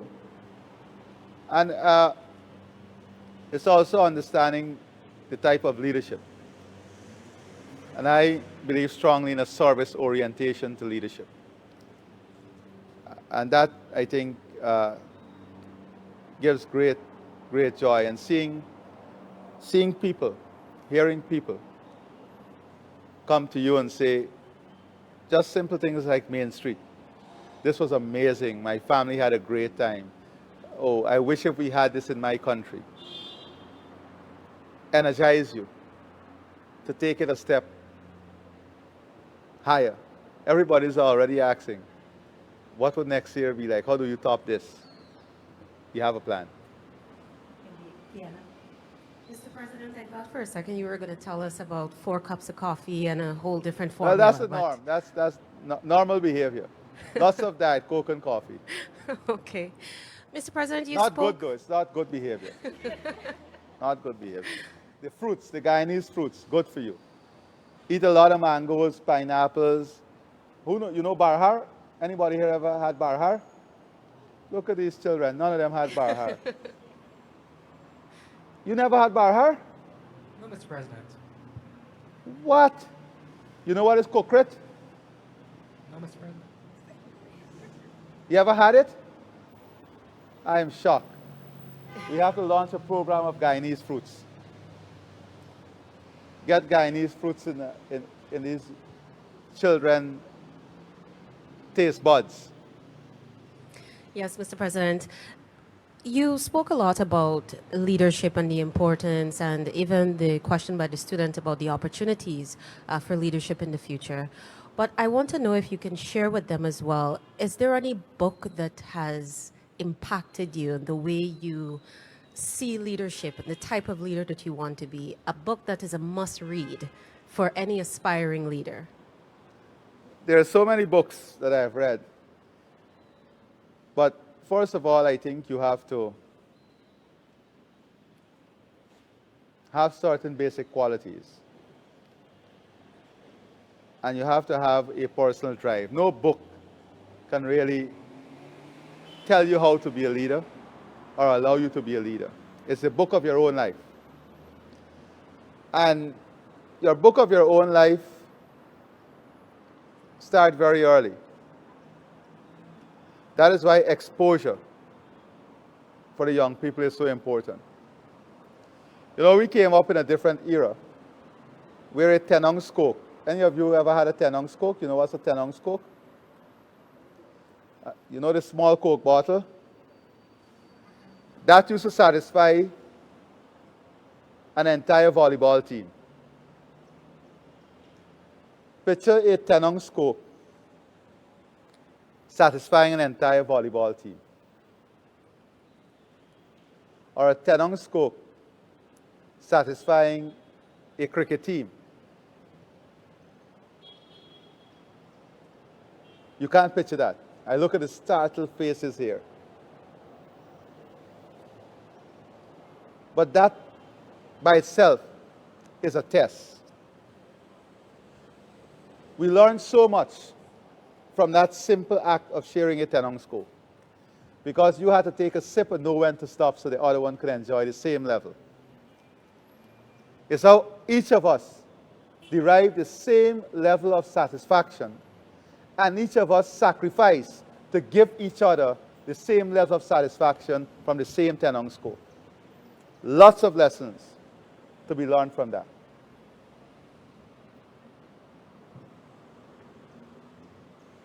Coming up in an environment where when you cook a chicken for chicken curry, all the children in the neighborhood will participate in that meal.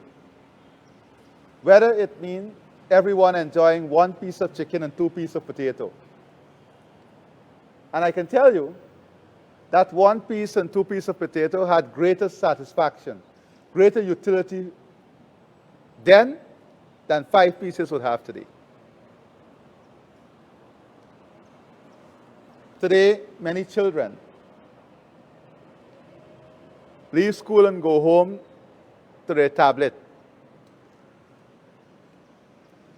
We left school and go home to your friends playing a game together, sharing stories, talking to each other. Communication skills is important for any leader. Communication still cannot be developed with you guys texting each other in the same environment, and then you have a short thing from every, like somebody, the vice president was telling me the other day, someone told him the word sus. So I said, sus, we used that word long ago. It means you sus me, which means you understand me. He said, no, it means suspense. Suspect, right? Oh, this thing suspect. Suspect.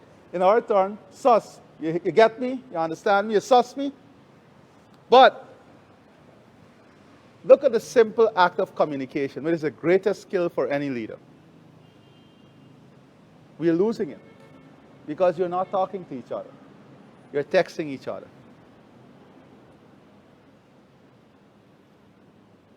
Am I not right? So you're limiting your confidence in speaking. So sometimes you can text each other what you want to say with great clarity. But if I ask you to communicate it, you don't have that great clarity in communicating it. So there are certain things in the environment itself that are learned behavior that are important for leadership. So I can tell you, reading all of Shakespeare book allow you to communicate, allow you to understand the finer art of language. You want to write a nice poem or a nice letter later on to the one you love. We can't afford to lose those skills.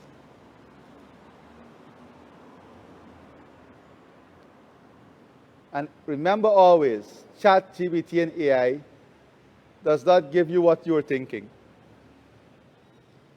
And if we allow these devices to overtake our own ability to do our own analysis, our own thinking, our own processing, then our own processor up here will become lazy, ineffective, and you have to guard against this. The other thing is responsibility. Sometimes as parents, we believe that we're doing our children a great favor by reducing burden of responsibility upon them. Growing up, all of us know you had chores. You had certain things that you had to do on Sundays. We have to get back to allowing our children. I think someone asked that question about leadership, about having them being responsible.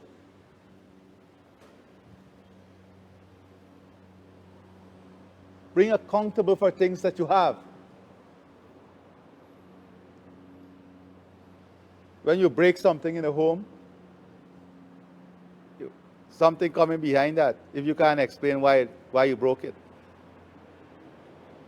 So, leadership in the future, in this environment, is going to be very difficult. There will be a lot of aid to management. A lot of aid that will help you to be a good manager.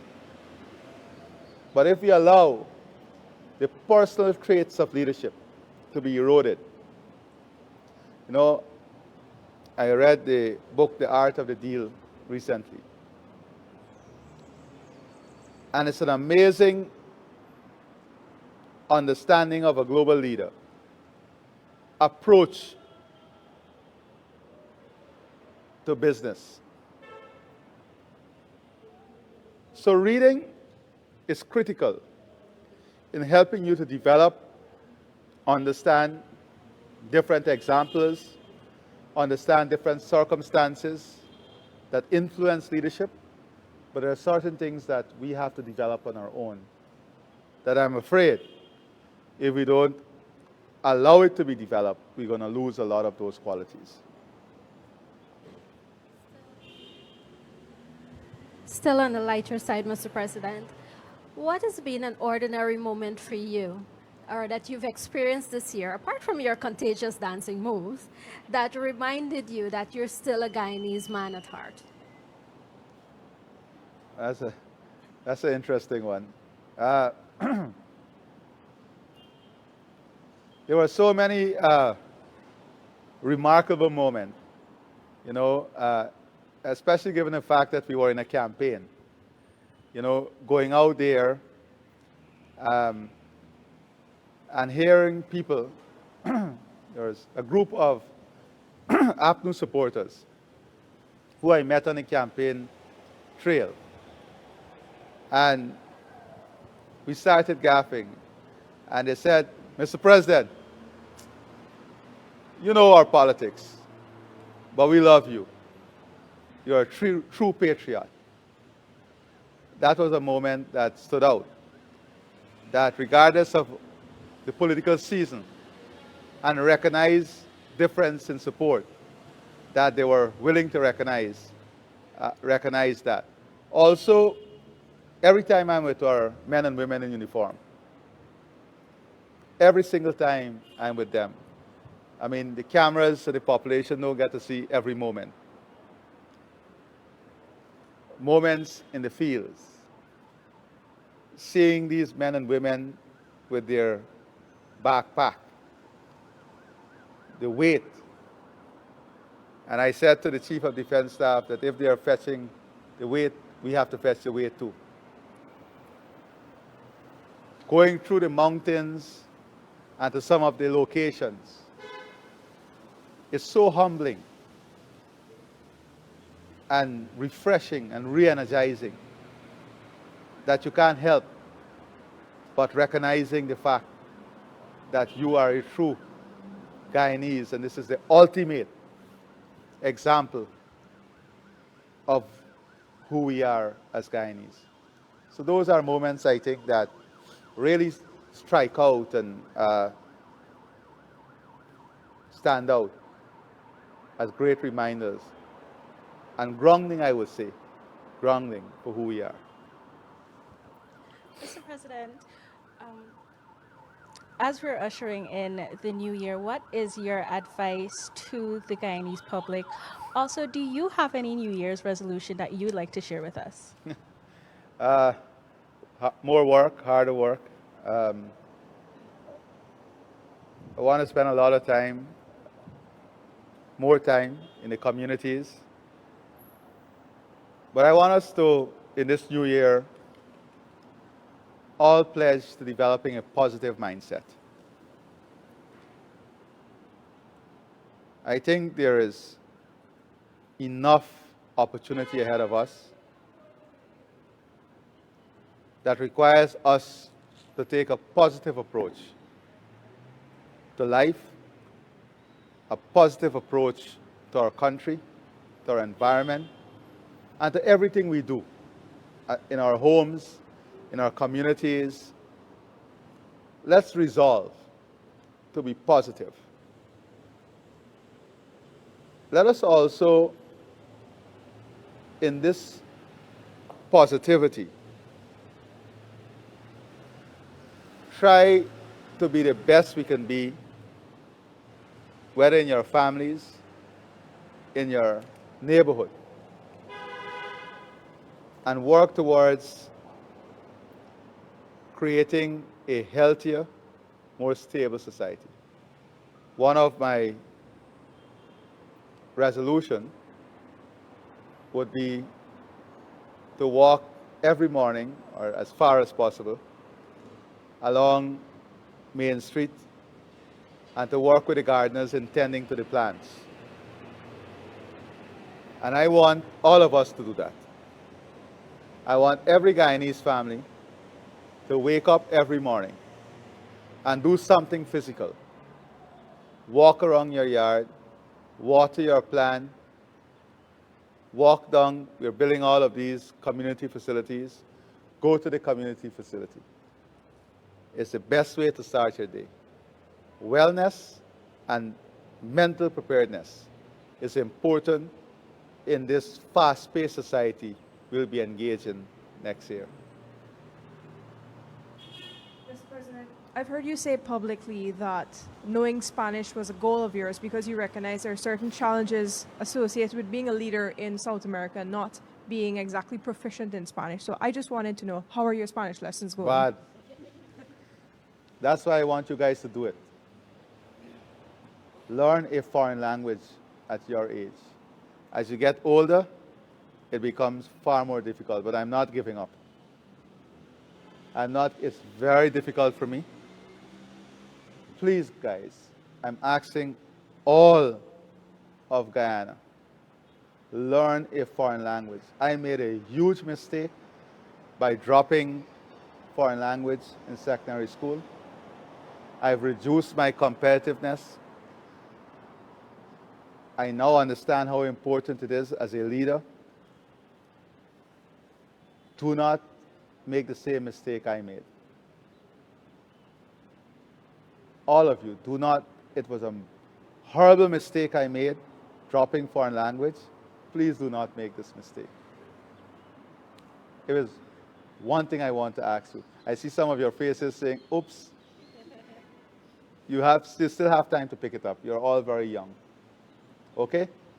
Thank you, Mr. President. We've all seen such a lighter side of you this afternoon. But before we wrap things up, we have 5 final questions from the students. So we'll start with the young man. Please remember to state your name and the school you represent.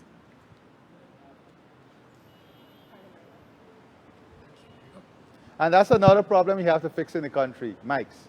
Yes, sir. They're always very unreliable. And good afternoon, Mr. President. My name is Seth Hugh of the Bishop's High School. And as we globalize and as technology becomes more prevalent in our day-to-day lives, we find that younger and younger members of our family find themselves on social media.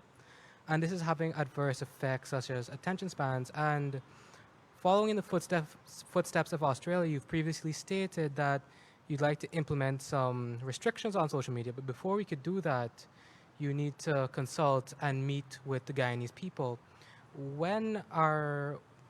Can you tell us when these consultations are going to happen, just the general layouts, and how focused is the government on restricting social media? Well, I don't want to use the word restricting social media, but I want the consultation to tell us what we should do. So in January, we're going to start the consultation. We're already putting together the team. I have a number of case studies that I'm reading right now.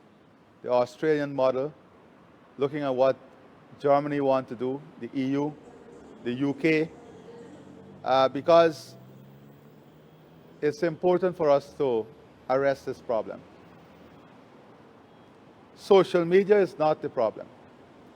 It's the abuse of social media. Right now, the United Nations has launched what they call an attack on the pandemic of misinformation and disinformation. Over the holidays, I've heard from literally hundreds of families about their children being on social media all night, all day, waking up until 3 in the day, 2 in the day, 1 in the day. As a parent, we have that challenge. Managing screen time. One parent told me that they took away the device at midnight and they put it in their room. And at 2, they woke up seeing the children crawling in the room like ninjas coming for the device. And you know this if you have siblings that are smaller. Every single day in the homes. And interestingly, when I was in Silicon Valley, many of the tech majors, they told me their children below a certain age, they don't give them devices or they limit their time. So all of us recognize this as a real problem. But you cannot over-police a system. That is why the consultations are important. We want families, young people, the churches to be involved in helping us to come up with the best possible solution on this matter.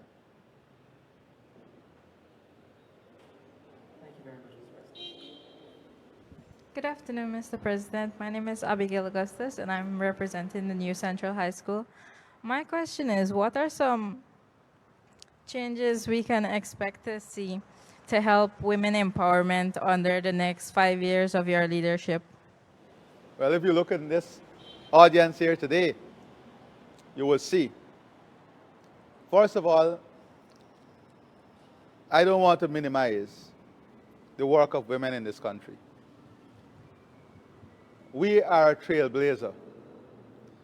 When you have more than 70% of our graduates from university being women, it tells you the story. Today, women in this country are taking and creating massive opportunities in leadership, in business, in technology, in sports.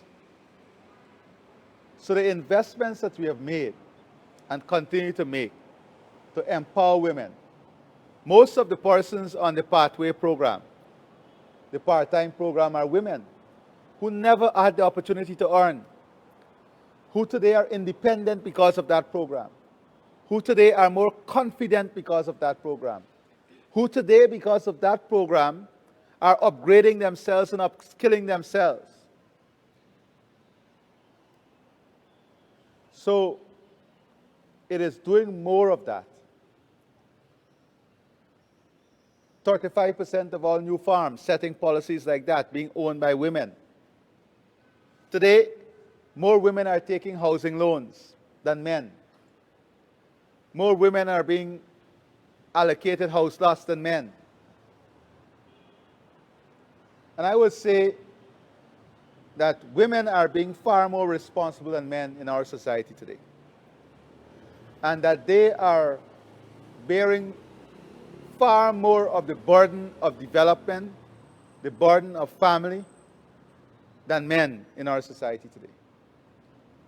And I would go as far as to say that our men are lagging behind, and we are disappointing the women of our country.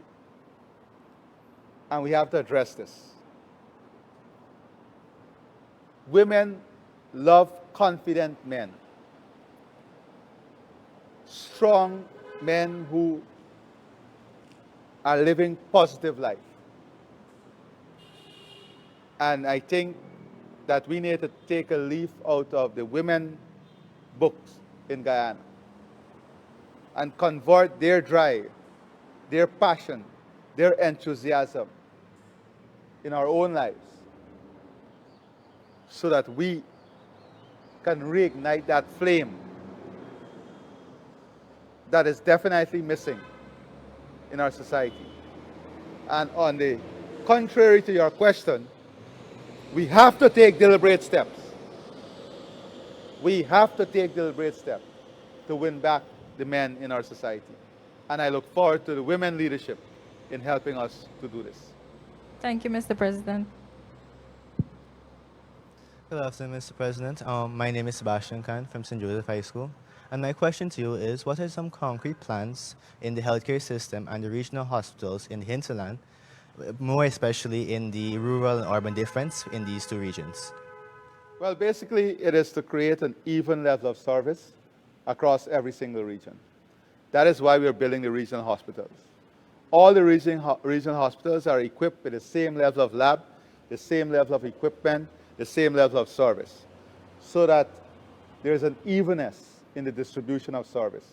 Why this is important? Today, we have patients from Brazil going to Latam.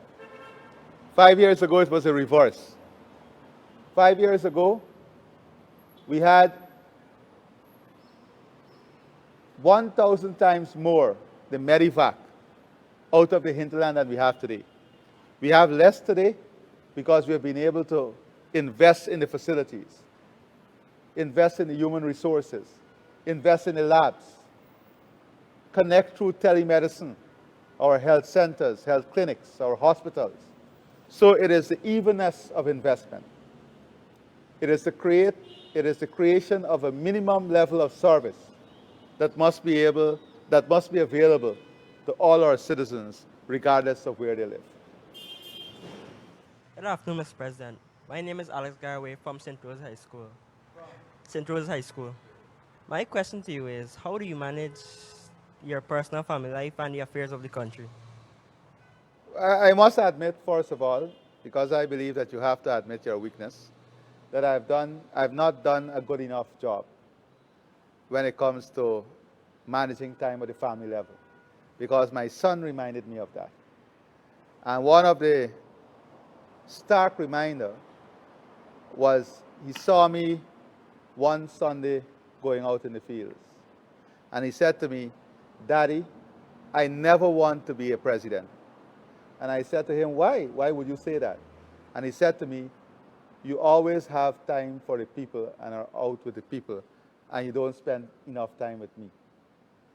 So I can be a leader and tell you it's all rosy, but I have to tell you the truth. So whilst I've been able to give as much time as possible to the people, I believe I have not done a good enough job at managing the holistic allocation of time. And that is something I have to work on. Good afternoon, Mr. President. My name is Rihanna James from St. Stanislaus College.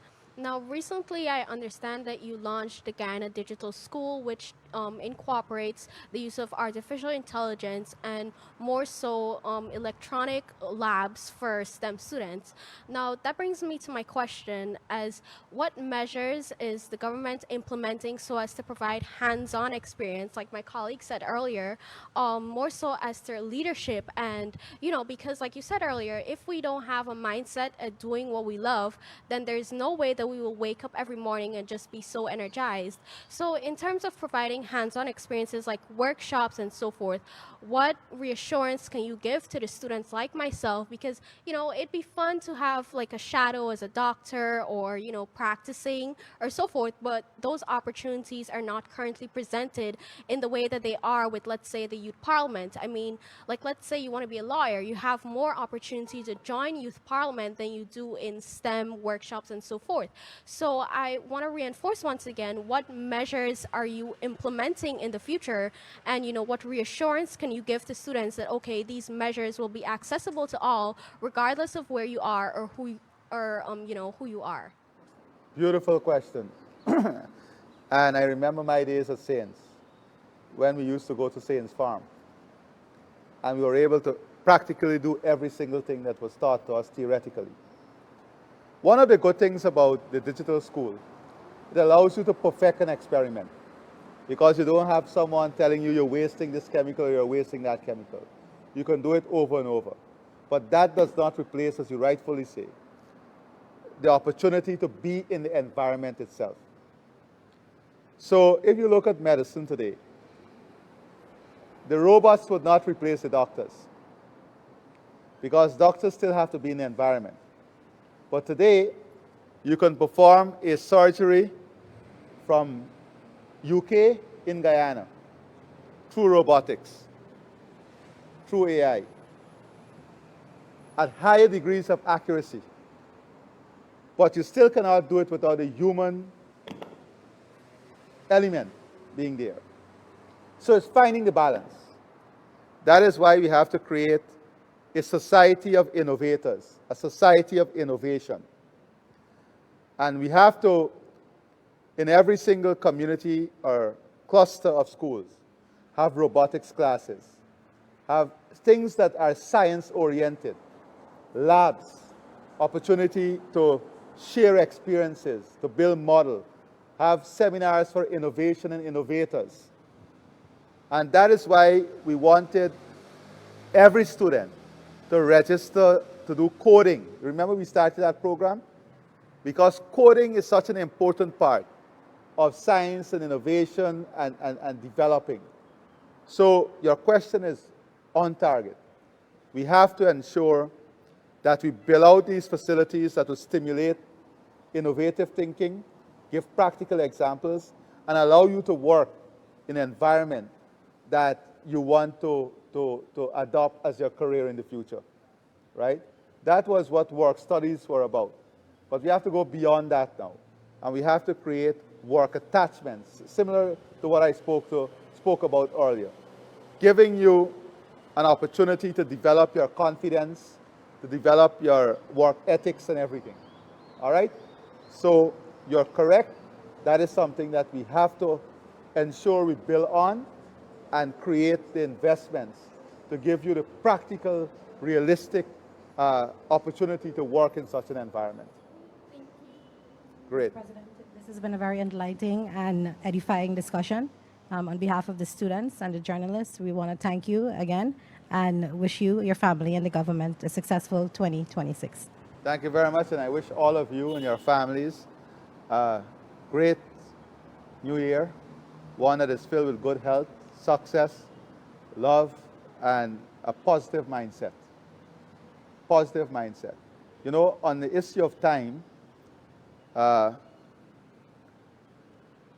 have a saying that how do you define time? And my definition for time is the distance between birth and death. And what you're able to achieve between that distance tells how well you utilize time. So all of us have a different timeline. We don't know when is our end date. Some people may have 20 years, some 50 years, some 70 years. But sometimes the one with 20 years would have achieved far more than the one with 70 years because they utilize time in the most efficient manner. So my definition for time is the distance between birth and death. What you get done between that time line dictate how well you utilize time. All right? So all the best to all of you. God bless all of you. And thank you for being here. We took some time out of your holidays. Thank you very much. All right. Let's take a